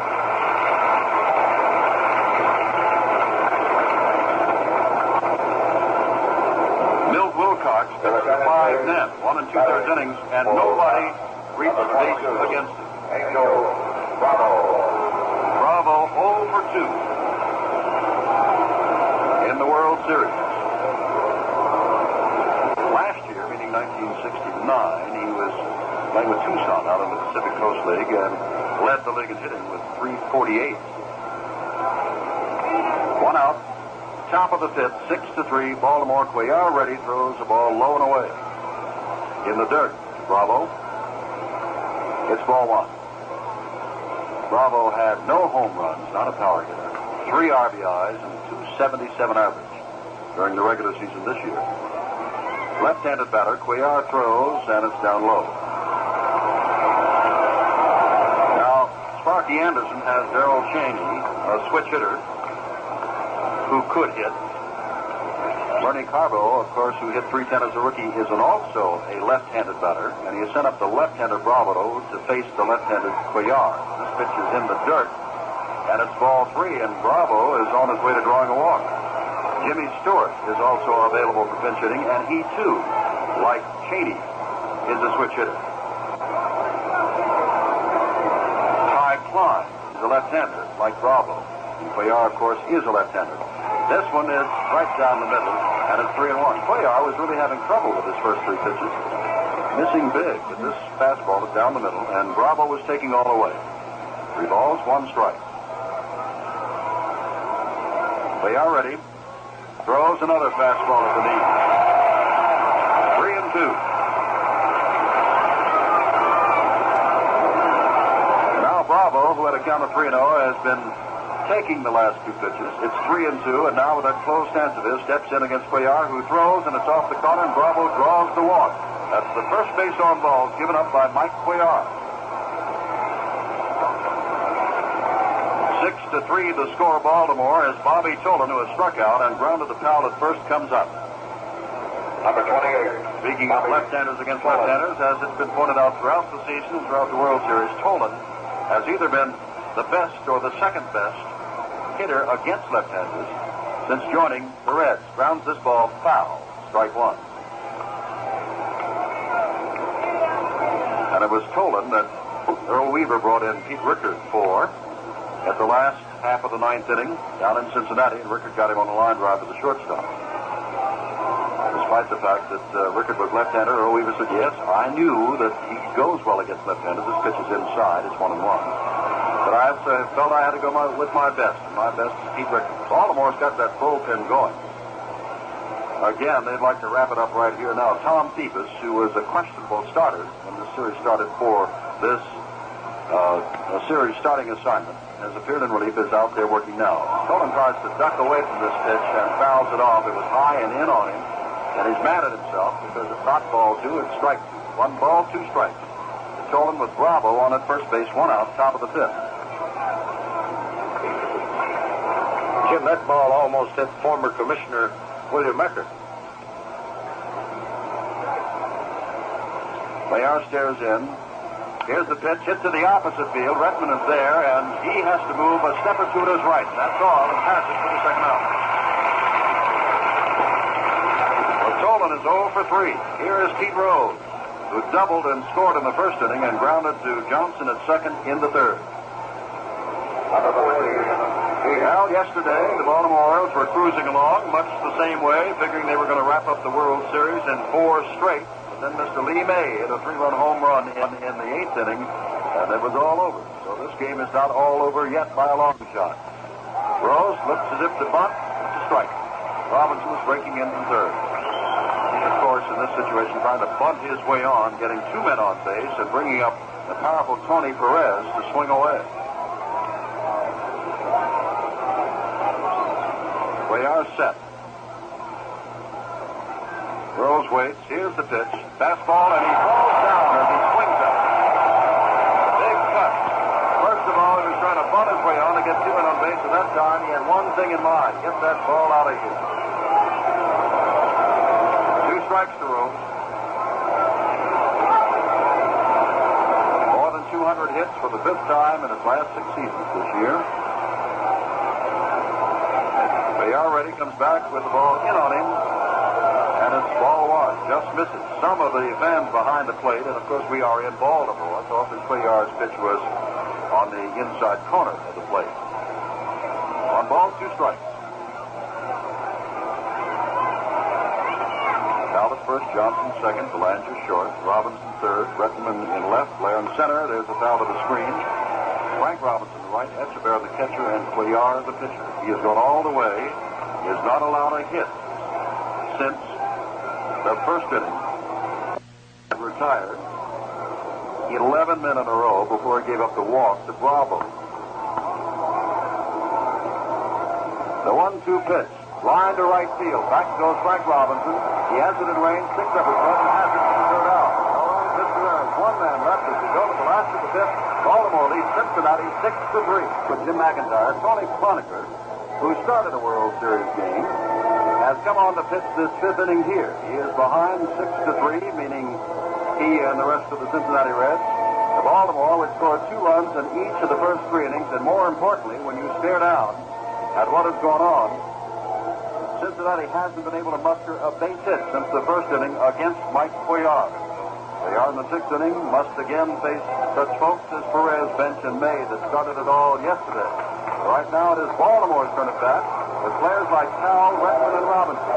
And with the rain threat very much with us today, although it looks as though it's clearing here now in Baltimore, we'll remind you once again, this is now an official World Series baseball game, regardless of what the rains may do.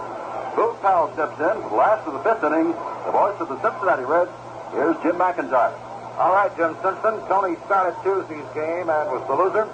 With 5 1/3 innings, he faces Big Booth Powell and breaks a curve up high at ball 1.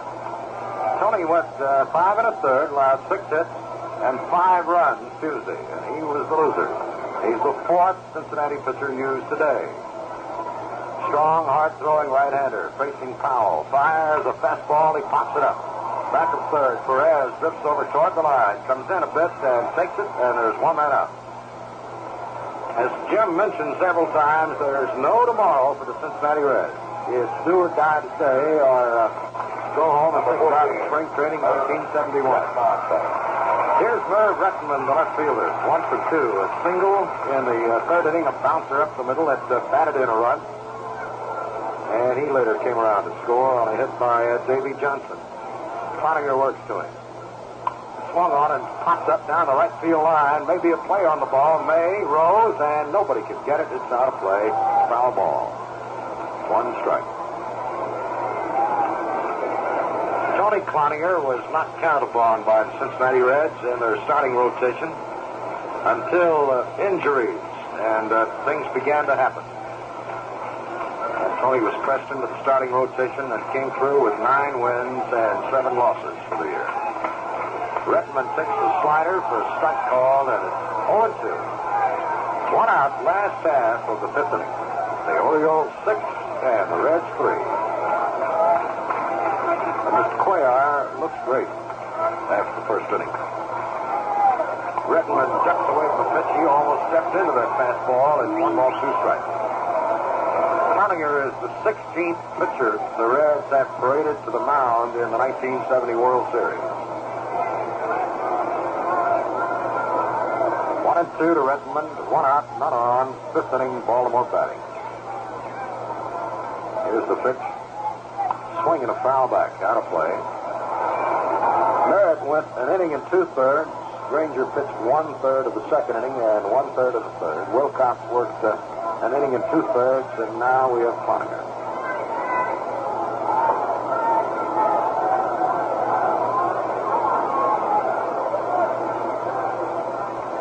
Tony winds, fires, and Rettenman takes the ball outside, a slider that missed. Tony has had control problems this season as well as in previous years. He's averaged 4.7 walks per 9 innings this season. His lifetime National League average 4 walks per 9 inning game. Big, strong, hard thrower. And gets this pitch low, a fastball, and they get 3 and 2.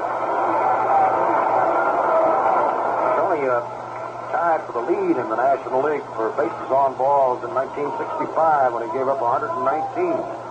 And in 66, he led the league, issuing 116 walks. 3 and 2 to Rettenman, and he fouls it back, upper deck, out of play.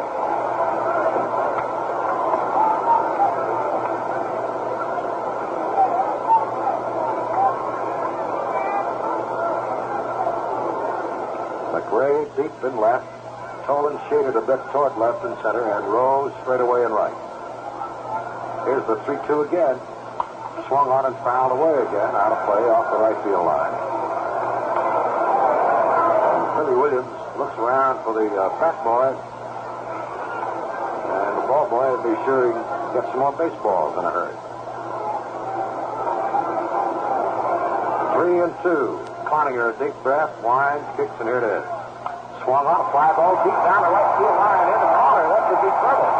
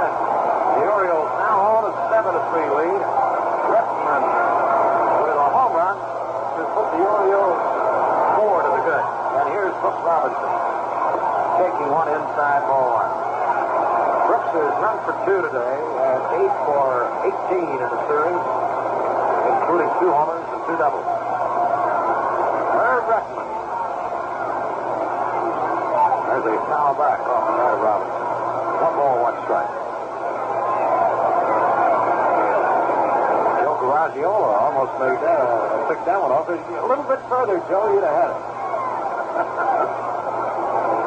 1 ball, 1 strike. Cloninger fires, and it's a ball. Strike to make it on the outside corner. Billy Williams took a look at that crossfire fastball that hit the edge, and it's 1 ball, 2 strikes. Just a little bit of a breeze blowing straight out towards center, not much.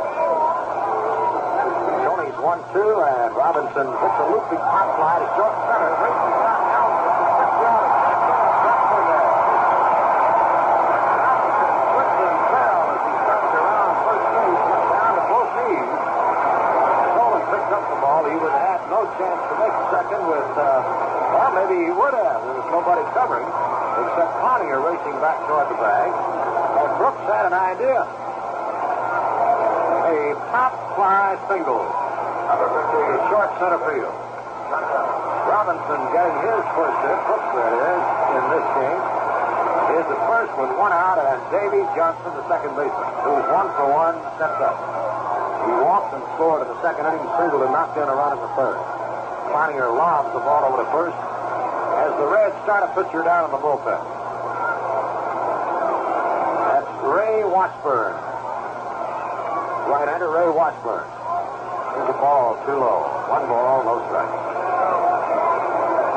Davy Johnson was 2 for 12 coming into the game here today. He's now 3 for 13. And that's a little low for a 280 hitter on the season. He's batted 281. Cloninger ready to pitch. He swings, smashes it fair by third, down the line. Extra bases. Heading for third, Brooks Robinson. On the second is Johnson. The throw comes in, and the runners are on second and third.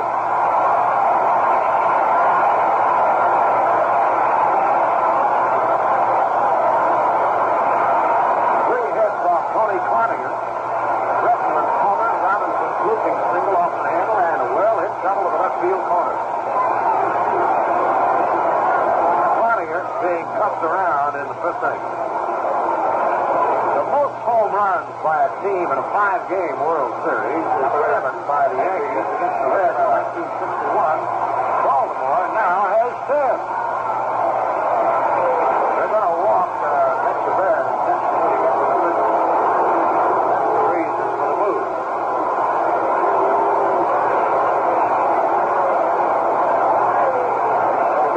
Base on balls the Orioles batters have been given today.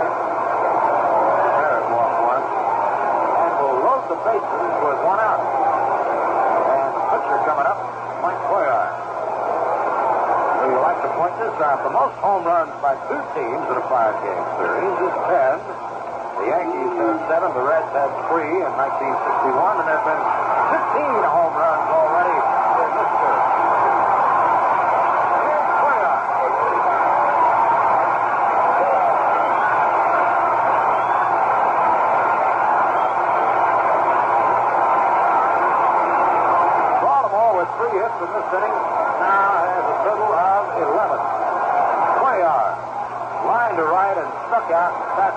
digs in.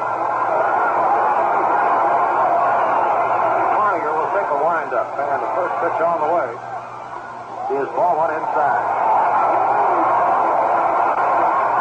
The Orioles have Brooks Robinson at third, Davy Johnson at second, Andy Echeverria in third. And Cuellar would like to swell that 4-run lead right here.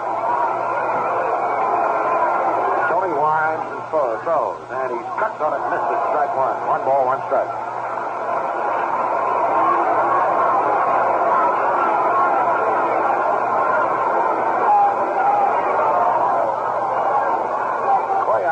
Grand slam home run against the Minnesota Twins in the championship series. And you have to think the Oriole fan is doing right here. 1-1 pitch to him. Big bunt. Cloninger ran up and to the plate. One. The first base. Straight. No double play. Cuellar beat it. Cuellar was trying to get a hit and bat in the run, really. But he got too much wood behind the ball, bunted right back on a bounce to Cloninger. He made the play to bench, and the relay to May was not in time as Cuellar beat the throw. So they forced the runner at the plate. There's 2 men out at the top of the order coming up. Mark Blair.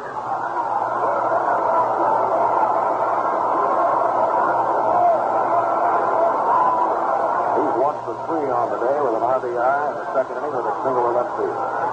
First pitch to him. Swung out, fly ball, center field, to be trouble. Now Rose is there now, called for the third action of the third. But Baltimore has another run. 1 run on 3 hits. Actually, they're on base and no surprise. But the hits are foul. Baltimore 7, Cincinnati 3. Very important for Baltimore. They got another run. And that means that even if Cincinnati should load them up and hit a grand slam home run, the score can only be tied. They would love to have had the 5th run because then, of course, they would be not even in a tie for the grand slam. But the 4th run difference for Mike Cuellar makes one big difference, and he hasn't allowed a hit since the first inning. We pause 30 seconds for station identification. When you go in to get your tank filled with gas, the man at the pump doesn't always remember to ask you if your wiper blades have had it. He doesn't know if they're streaking your windshield. So if they are streakers, you remind him. He can snap on a pair of fresh new Anco blades or refills in just seconds. And you'll be ready for anything, any weather. You'll get there sooner, safer with Anco. A-N-C-O by Anderson. WMAQ, AM and FM, Chicago. Tony Perez leads off for the Reds in the 6th inning. And Mike Cuellar, who's retired 13 out of 14, hit the first pitch in a leaping stab of a line drive by Mark Belanger.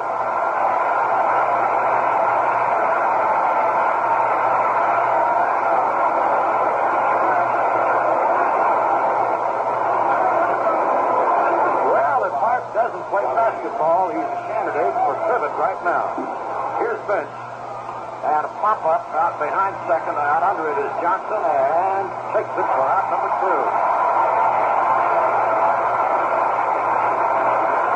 Well, Mr. Cuellar has now retired 15 of the last 16 men to face him.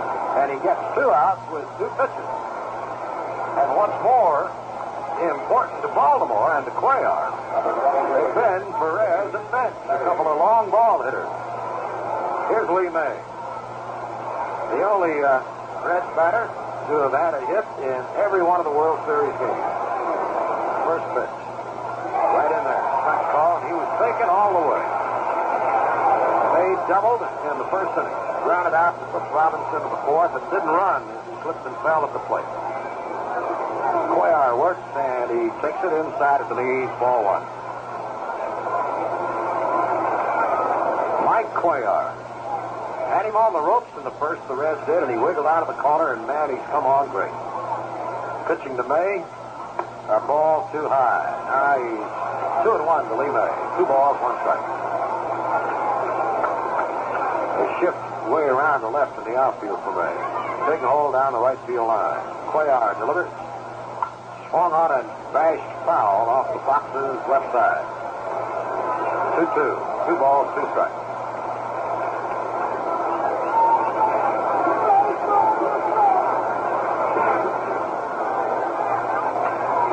No rain since the the first inning. Here's Cuellar's pitch. Off speed and just outside. Ball 3. 3 balls, 2 strikes. On deck batter is Hal McRae. Nobody throwing in the Cincinnati bullpen right now. And the Baltimore pen has been quiet for some time. 3-2 to make. High fly, left field. Back goes Blair, and left center gets under it and takes it out of the bullpen for the third out. And the Reds go down to 6-0 across.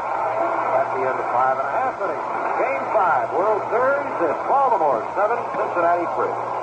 For 1971, Chrysler Plymouth offers more kinds of new cars than anyone else in the business. Why not let a Chrysler or a Plymouth come through for you? Well, we go to the 6th inning. Paul Blair.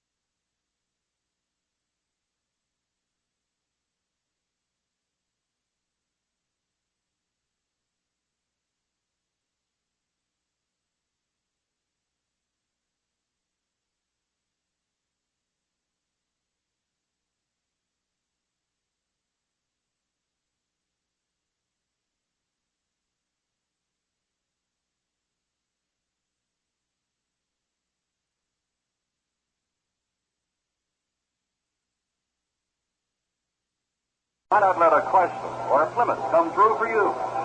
Well, we go to the sixth inning.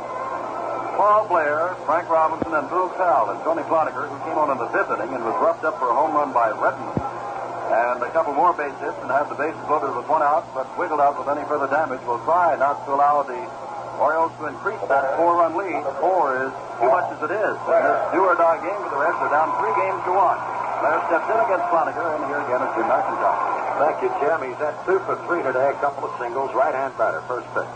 Got a strike on the outside part of the plate. The most runs batted in by a player in a 5-game World Series is 8. Dan Murphy of Philadelphia A's in 1910 did that. Cloninger misses with a slider, ball one.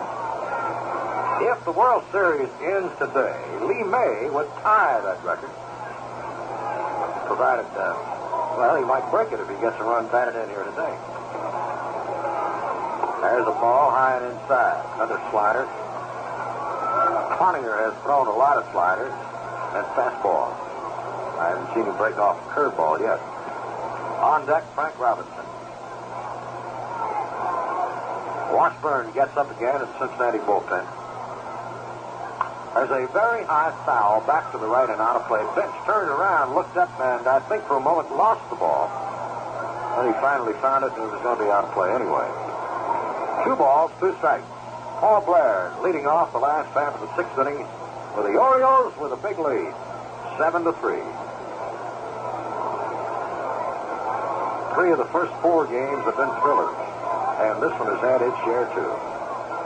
There's a slider outside, ball 3. 3 balls, 2 strikes. Blair is not very big and is a big man physically, but he's got tremendous power, good power. 3-2. Cloninger with a payoff delivery. Found it back to the screen. Stays alive, 3-2.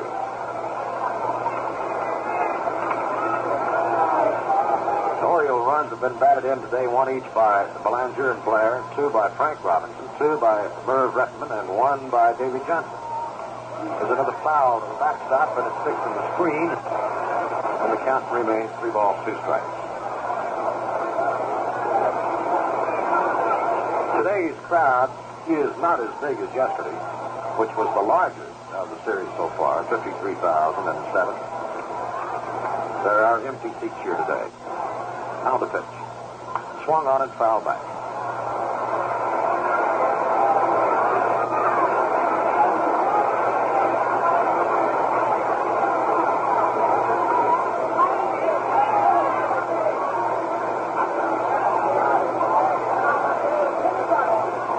Work. 3-2.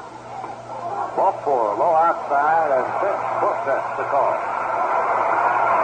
Second walk allowed by Cloninger. The Orioles put the first batter up on base in the 6th inning, and we get Frank Robinson strolling up. Blasted a Jim Matt curveball high, way up and deep in left field in the first inning, scoring Blair ahead of him. He flied to center field in the 2nd inning and line one off Bill Wilcox's ribcage and carried over to Jim Perez in the 4th inning, and Tony threw him out. So he's 1 for 3. Toss to first, just a token flip over there. Blair, who has good speed, lead, and might try to steal. The stretch and the pitch. Swinging him at strike one. Paul Blair stole 24 bases for Baltimore this season. He was their leading base thief. And you can't tell, Earl Weaver might put on the hit and run at any time because Robinson is so adept at that maneuver. Cloninger kicks mud out of his spikes. Blair leads. May holds the corner on him. A throw over there runs him back. Washburn continues to throw in the Cincinnati bullpen.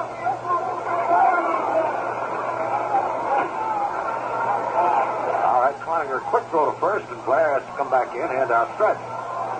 See? 1 strike to Frank Robinson. Blair at first.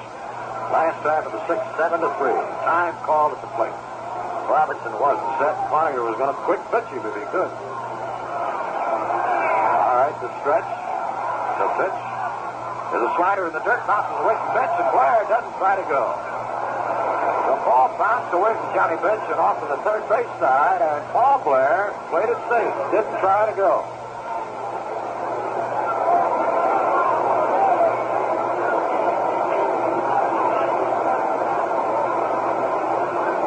One ball, one strike.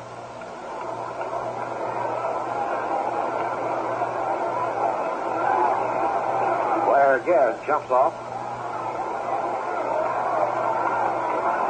Cloninger gets his sign to the belt. 1-1. Swung on, foul back. One ball, two strikes.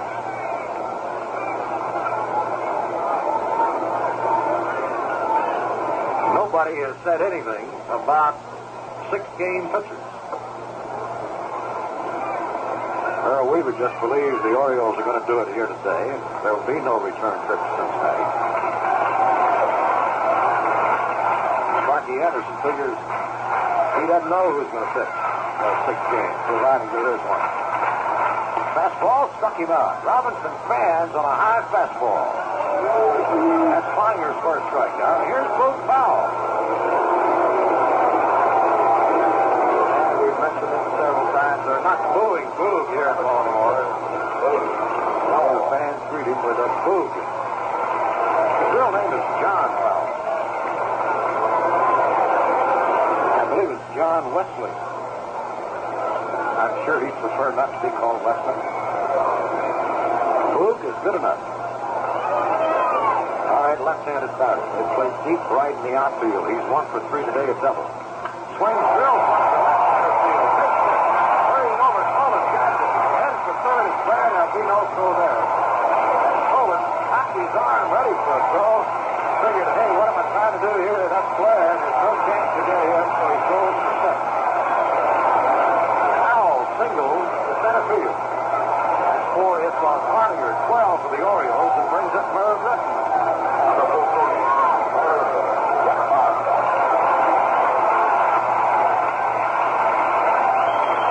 Rettenman has singled and homered and batted in 2 runs and scored 2. Here's a guy that could be put in the outfield by the Orioles this year, and they wouldn't miss anybody. Now the stretch for Cloninger. First pitch.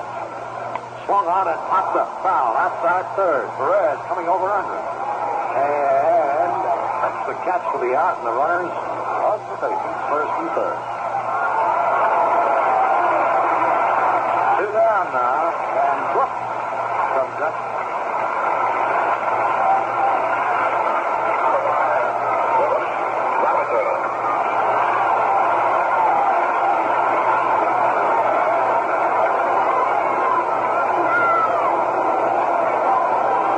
Robinson today 1 for 3 is single. He had 4 for 4 yesterday. Cloninger a stretch. First pitch. Swung on drill. One hard out to Perez at third, over to second to Helms, and they force Powell to retire the side. So in the 6th inning, Baltimore, no runs, a hit, and 2 men left on. At the end of 6 innings of play, Baltimore 7, Cincinnati 3. Jim Simpson with Jim McIntyre. Baltimore has been trying to put this ball game away. Hasn't done it yet. Had the bases loaded with 1 out in the 5th and couldn't get anybody in. And then had 2 men on with 1 out in the 6th with men at 2nd and 3rd and couldn't get anybody in. So they are still nursing a 4-game lead, which is a big lead, of course, because the winning run can never come to the plate as long as it's a 4-game ball. And Mike Cuellar has been simply magnificent since the 1st inning when he gave up 3 runs, the only run Cincinnati scored, and 4 hits, the only hits Cincinnati has had. The last 5 innings, they have had 1 man on base, that is Angel Bravo, who walked. And that is all. Gray, Helms, and Concepcion. The Cincinnati 7th, and here's Jim McIntyre. Well, he doubled in 2 runs in the 1st inning and takes the first pitch high outside, ball 1.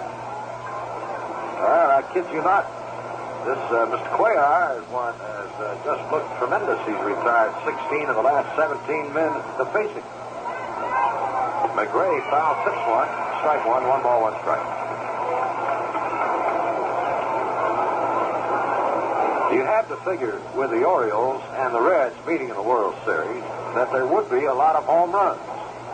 And indeed there have been. A change-up curve is low to McRae from Cuellar. Ball 2. 2 balls, 1 strike.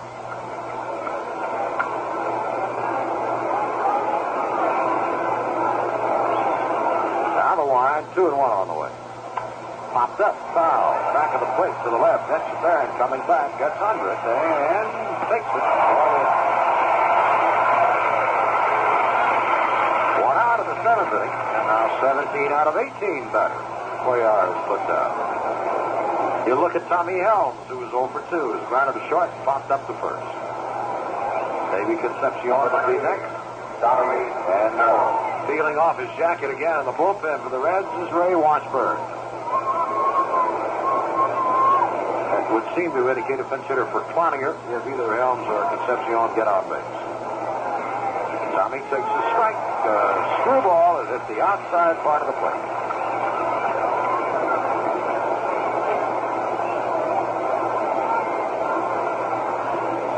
Cuellar works. Change up. Strike 2 ball. Beauty. Oh, boy.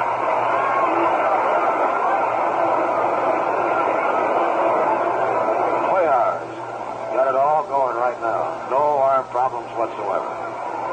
Helms bounces one foul. Left side. Count stays 2 strikes.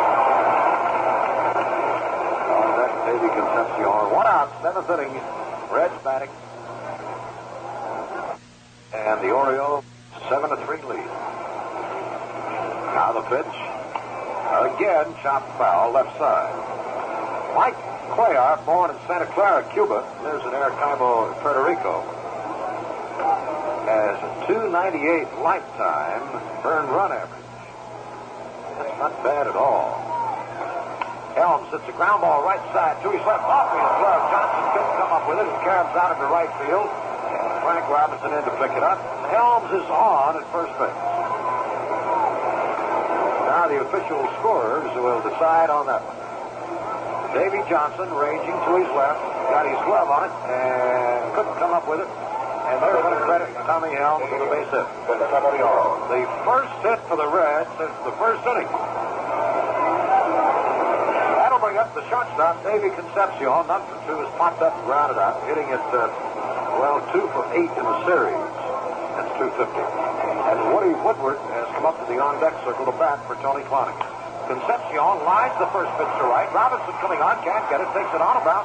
Quick throw to second, but not in time. Helms gets there as he had to hold up to see if the ball was going to be caught. And Robinson almost was able to force him. So 2 hits now for the Reds in the 7th. Has put 2 men on. Time called as Echebarren goes out to the mound. And we're going to get some action down in the bullpen for Baltimore. Looks like Dick Hall is getting up. Right-hander Dick Hall is throwing in the bullpen. Now Woodward is going to be called back, and Bernie Carbo is going to be sent up to hit for Tony Cloninger.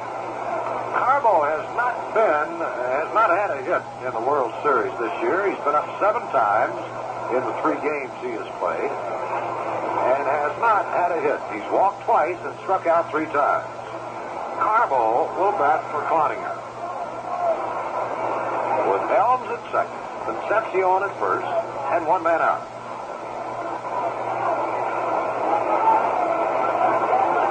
Reds trying to come back. Trailing 7-3. Stretch for Cuellar and the pitch to Bernie Carbo, a left-handed batter. Swung on and missed, strike 1.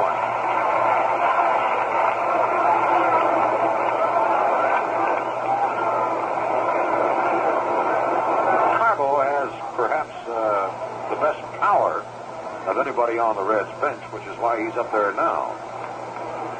Swings it to bouncer back to the mound. Up with it. Cuellar out to second base to Bellinger. Out back to first. The Orioles retire the Reds into 7th. No runs, 2 hits, and 1 man left. In the middle of the 7th inning at Baltimore's Memorial Stadium, the Orioles 7 and the Reds 3.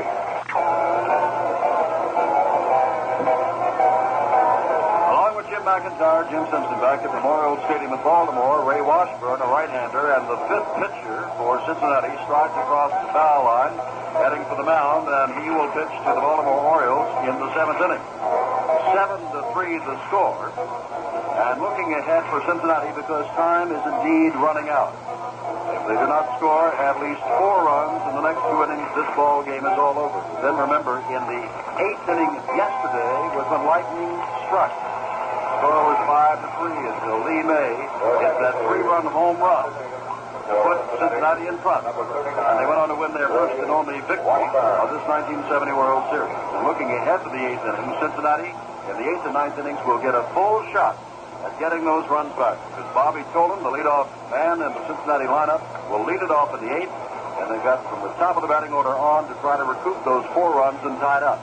In the meantime, and we don't wish to belabor a point, but it's the way pitchers think, the way managers think, the way baseball people think.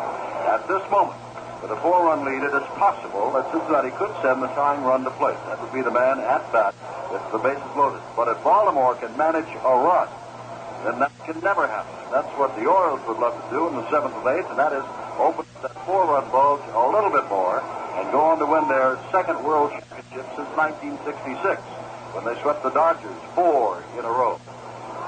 Last year, of course, they lost after winning the first one 4 in a row to the Mets, meaning 5 games altogether. They're trying to win this 5-game set. Davey Johnson, Andy Etchebarren, and Mike Cuellar, who was in a bit of trouble at the top of the inning, will bat here in the last of the 7th. Again, Jim McIntyre. Well, with the appearance of Ray Washburn, Jim, all of the Cincinnati pitchers who had ever appeared in World Series competition have been on the mound here today. Barrett, Granger, and now Washburn, who started and relieved two World Series with the St. Louis Cardinals. Right-hander works, and it's hit right up back to him. He takes it on 1 out, knocks it down, picks it up, throws out, and Davey Johnson. They made 1 pitch and gets 1 man out. That's the first time Johnson has been retired today. 1 out in the 7th inning of Baltimore, and it's Barrett to play. Washburn, 4 losses in the Reds this year. Born in Pasco, Washington, now has 695 run average of 35. Wines pitching to Exeter, ball long outside. He pitched in 4 games for the Cardinals in the 1967 and 1968 series, and he won 1 and lost 1. Etchebarren takes again. Outside, ball 2. 2 balls, no strikes. On deck, pitcher Mike Cuellar, and when he walks up toward the plate, you should hear a big round of applause. Washburn into the windup and the pitch. A swing and a miss, strike 1. 2 and 1. Washy is the 5th Cincinnati pitcher of today's 5th game. He's 2 and 1 to Etchebarren and throwing. Ball 3 outside, fastball. 3 balls, 1 strike.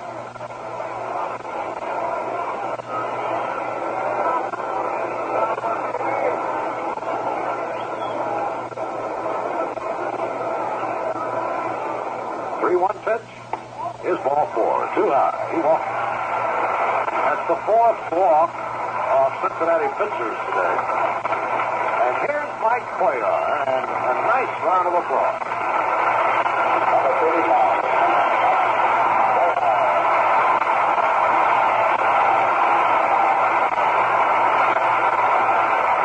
Some of the Baltimore fans back at the Baltimore dugout to our left behind third base standing up to applaud Mike. He's deserving of it. That's him left-handed.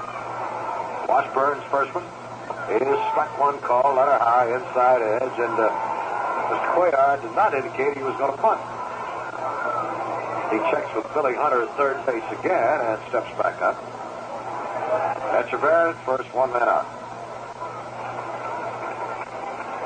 Washburn has his signal.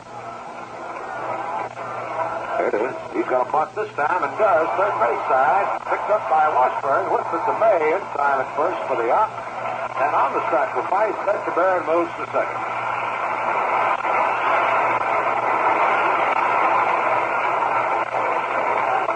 Two down now. Runner on second. And Mark Belanger, who batted in a run with a single to left field in the 2nd inning, 1 for 4. Steps up to the plate. Number 7, Mark Mcintyre. Mark will take his time getting set in the batter's box to allow Cuellar to get back to the dugout. Etchebarren at second with a short lead. Washburn gets his sign as Belanger gets set. Washy stretches and throws. A swing and a bouncer off the pitcher's glove. Carams out to Helms. He's up with it. Over to May. And that retires the side. No runs, no hits, no errors. A man who walked left on. At the end of 7. It's the Orioles 7 and the Reds 3. Still coming. Gets under it and takes it for the out. One down in the 8th inning for the Cincinnati Reds. Pete Rose steps in with a double and 3 at-bats. He's grounded out and flying out to right field. He'll be followed by Tony Perez.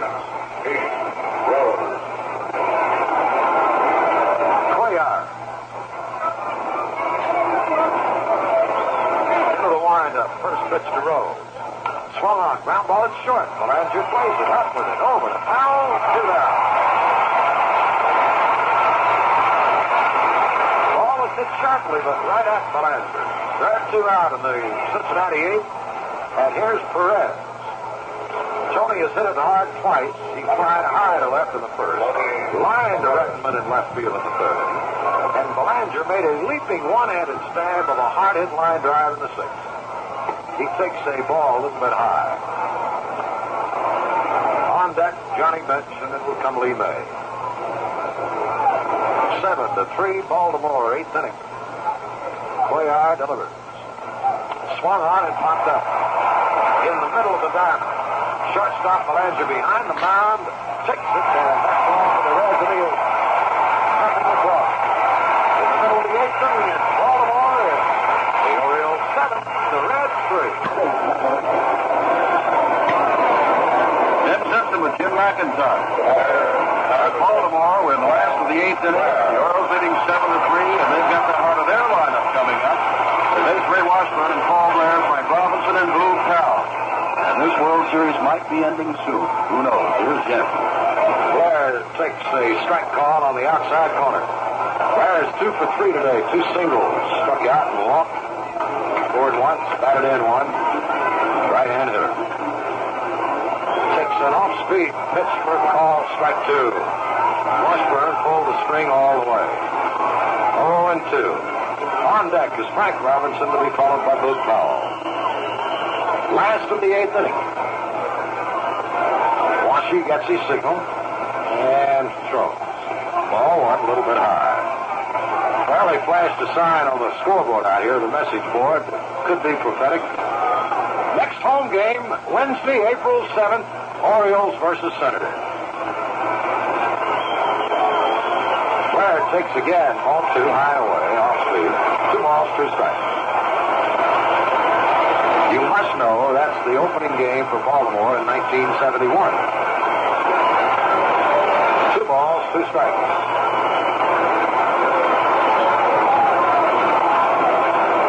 Now the pitch, swing and a foul back. Looks like it might start raining at any time. The clouds are getting darker. It's a good thing we got the lights on right now. We need them. 2 balls, 2 strikes to Blair. 8th inning. 7-3 Baltimore. Here's the pitch. Swing a slow grounder, wide of 3rd. Knocking the hole up with a Concepcion, but he's two-headed first for the throw.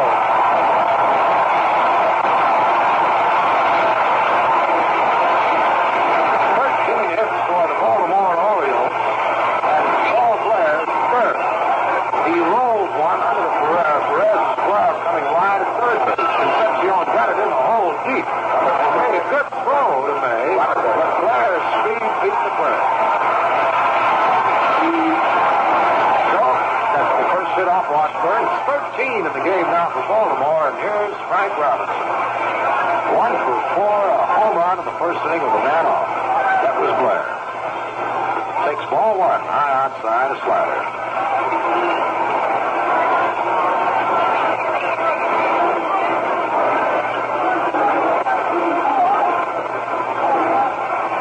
Stretch and the pitch, and the ball's too low. Nobody warming up in the Reds bullpen at the moment. But just now, Clay Carroll gets to his feet. 2 balls, no strikes to Robinson. Blair leads. Here's the pitch. Swinging a ground ball into right field on the first pitch. Hurrying in Rose, and Blair will hold at second on the throw toward third. Robinson with a ground center to right. Luke Powell goes up.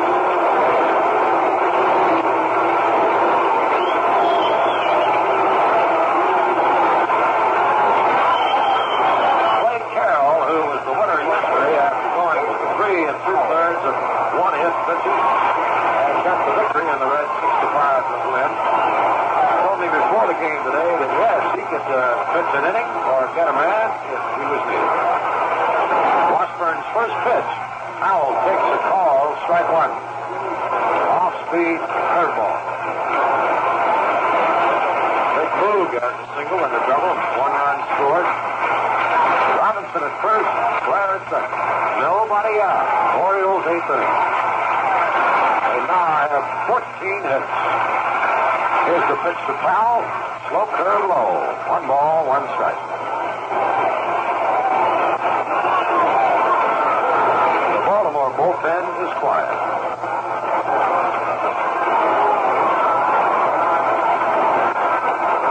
Powell, a mountain of a man. Waiting. Washburn's pitch. Swung on a ground ball first. Back of the bag. Lee May. Calls down. Help. Throws to this. Pitcher's coming into the yard at first. And on the plate, Blair comes on around and scores. Ryan called is going to be an argument at first base with Emmett Ashford, who called Powell out from May to Helms and picked up the ball as May backed up and got his feet tangled up and fell down. Helms picked it up, underhanded it to Washburn, who made the play at first base. And then Blair just kept on pedaling around third and didn't even stop. And the Orioles have an 8-3 lead. Blair just kept on going. He rounded third, slowed down just a moment, and just kept right on coming. Make that play from 3 to 4 to 1. And that is a mighty big run.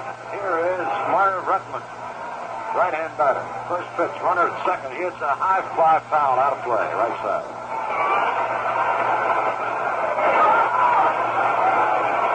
Jim, did they say they're going to give Boog Powell a run batted in? Haven't heard a word, and I would imagine that they would not on an infield hit, but I'll check on it. They may give him a run batted in on that. Runner at second, Robinson leads as Washburn gets the fastball up to Redmond, and it's 1 ball, 1 strike.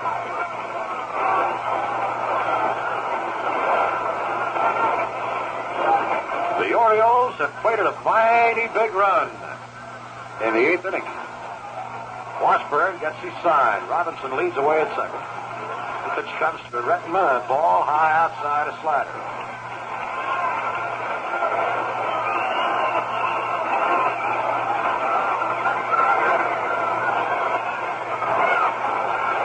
Warms up for Cincinnati.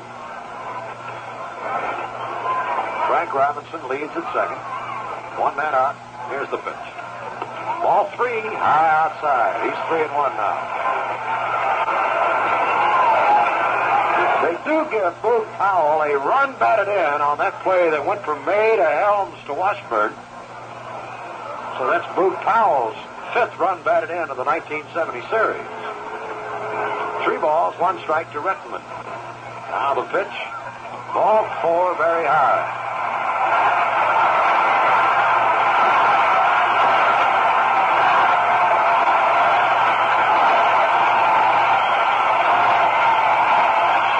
Marky Anderson is out of the Reds dugout. Brooks Robinson is the reason for the crowd cheering. 2 runners on with 1 out in the 8th inning. Bucky just might go to the bullpen for Clay Carroll. Yes, he is. So, Clay Carroll, who won yesterday's game, is called on to relieve today and get the last two Oriole outs in the eighth. Now, Jim, you pointed it out, a very big run. In the ninth inning, with Bench, May, and McRae due up, look at it this way. As long as there's that big 5-run lead, Cincinnati can never bring up against Mike Cuellar or his relief the winning run. Johnny Bench can hit a home run, Lee May can hit a home run, Hal McRae can hit a home run, so can Tommy Helm. They still got that 1-run lead. So 5 runs means an awful lot in the way you pitch a ball game. Brooks Robinson. Yeah. All right, Clay Carroll, who was the winner yesterday, wants to call time and do a little gardening out in front of the rubber to plant his foot before he faces Brooks Robinson. 1 for 4 today, a single. First pitch to him. Swung on a high fly down the left field line, twisting, curving, and it's going to be fouled out of play. Hey, a fan made a nice catch leaning over the railing down there, and he has a 1970 World Series souvenir. 1 strike to Robinson. On deck, Dave Johnson. Carroll, the 6th pitcher used by Sparky Anderson in an effort to stem the Orioles in Game 5. Takes his stretch. Now, as his pitch is swung on a miss, strike 2 and a good fastball. I imagine that fastball fooled Brooks Robinson a little bit. Clay had a lot behind of it. He's 0-2 and firing. Swung on, foul back.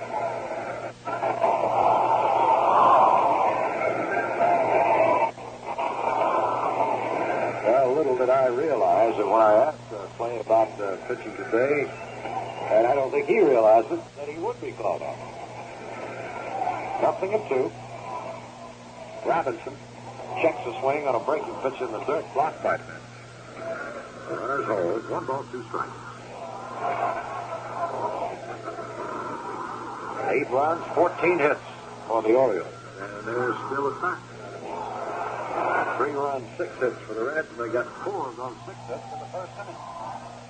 1-2. Foul back. To behind the plate. Robinson, throughout this series, has been the picture of like he every effort to excel, which he has certainly pitched to it. Strike 3 called. He took a for something else. He's caught out on the strike. Not listen to the crowd.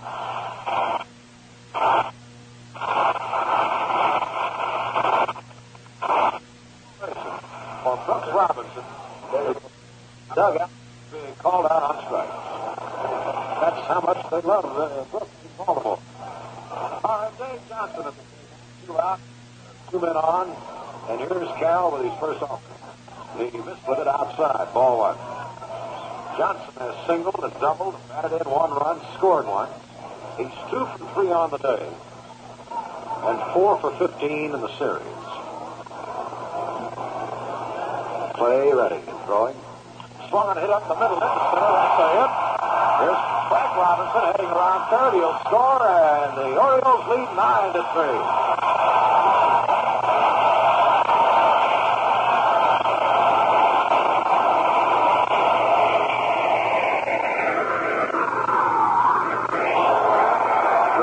Scored by Frank Robinson is charged to Ray Washburn. That's the 15th Baltimore hit. The 3rd for Dave Johnson. No, 2 runs in the inning on 1, 2, 3 hits.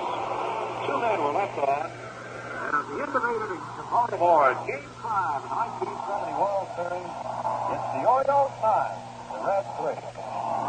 Along with Jim Mcintyre, Jim Simpson back at Memorial Stadium in Baltimore. 9 runs, 15 hits, no errors for the Orioles. Only 3 runs. They got them all in the first inning. 6 hits and no errors for the Reds. Mike Cuellar has gone to the mound for an ovation. Johnny Bench, Lee May, and Hal McRae are due up. The Baltimore bullpen is in action, but Mike Cuellar knows that he just wants to throw strikes. Let the fellas go ahead and hit. He has got a 6-run ball and lots of help out there in the bullpen. Now you begin to wonder if we are indeed. And it certainly looks that way, watching the final game of the 1970 World Series. Yesterday, Baltimore was just 6 outs away from a 4-game sweep. They didn't get it. Today they are 3 outs away from the 1970 World Championship. Let's see if they get it. Johnny Bench, 1 for 3 onto the hay, a run-producing single in the first inning, steps up. And here's Cuellar's first offering. He got it inside, let her high, ball away. Well, that last out there, as Andy Etchebarren took a half swing, the plate up and called it a ball. The first base umpire, Emmett Ashford, called it a swinging strike. Hard Bench. Bills it foul over the head of Alex Ramis at third base. And Alex was hauling in his neck. 1-1 to John Bench with Lee May on deck. Cuellar delivers. Swinging on it, strike 2, and that's as good a fastball as Cuellar has thrown all day. Aguilar, 4 hits, 2 doubles in the first inning, 3 doubles. 1 by Rose, 1 by May, 1 by McRae, but he's been great since then. His changeup just missed, and it's 2-2. He gave up harmless singles to Tommy Helms and Dave Concepcion in the 7th, and that's the only hits the Reds have since the first. Bench pulls it.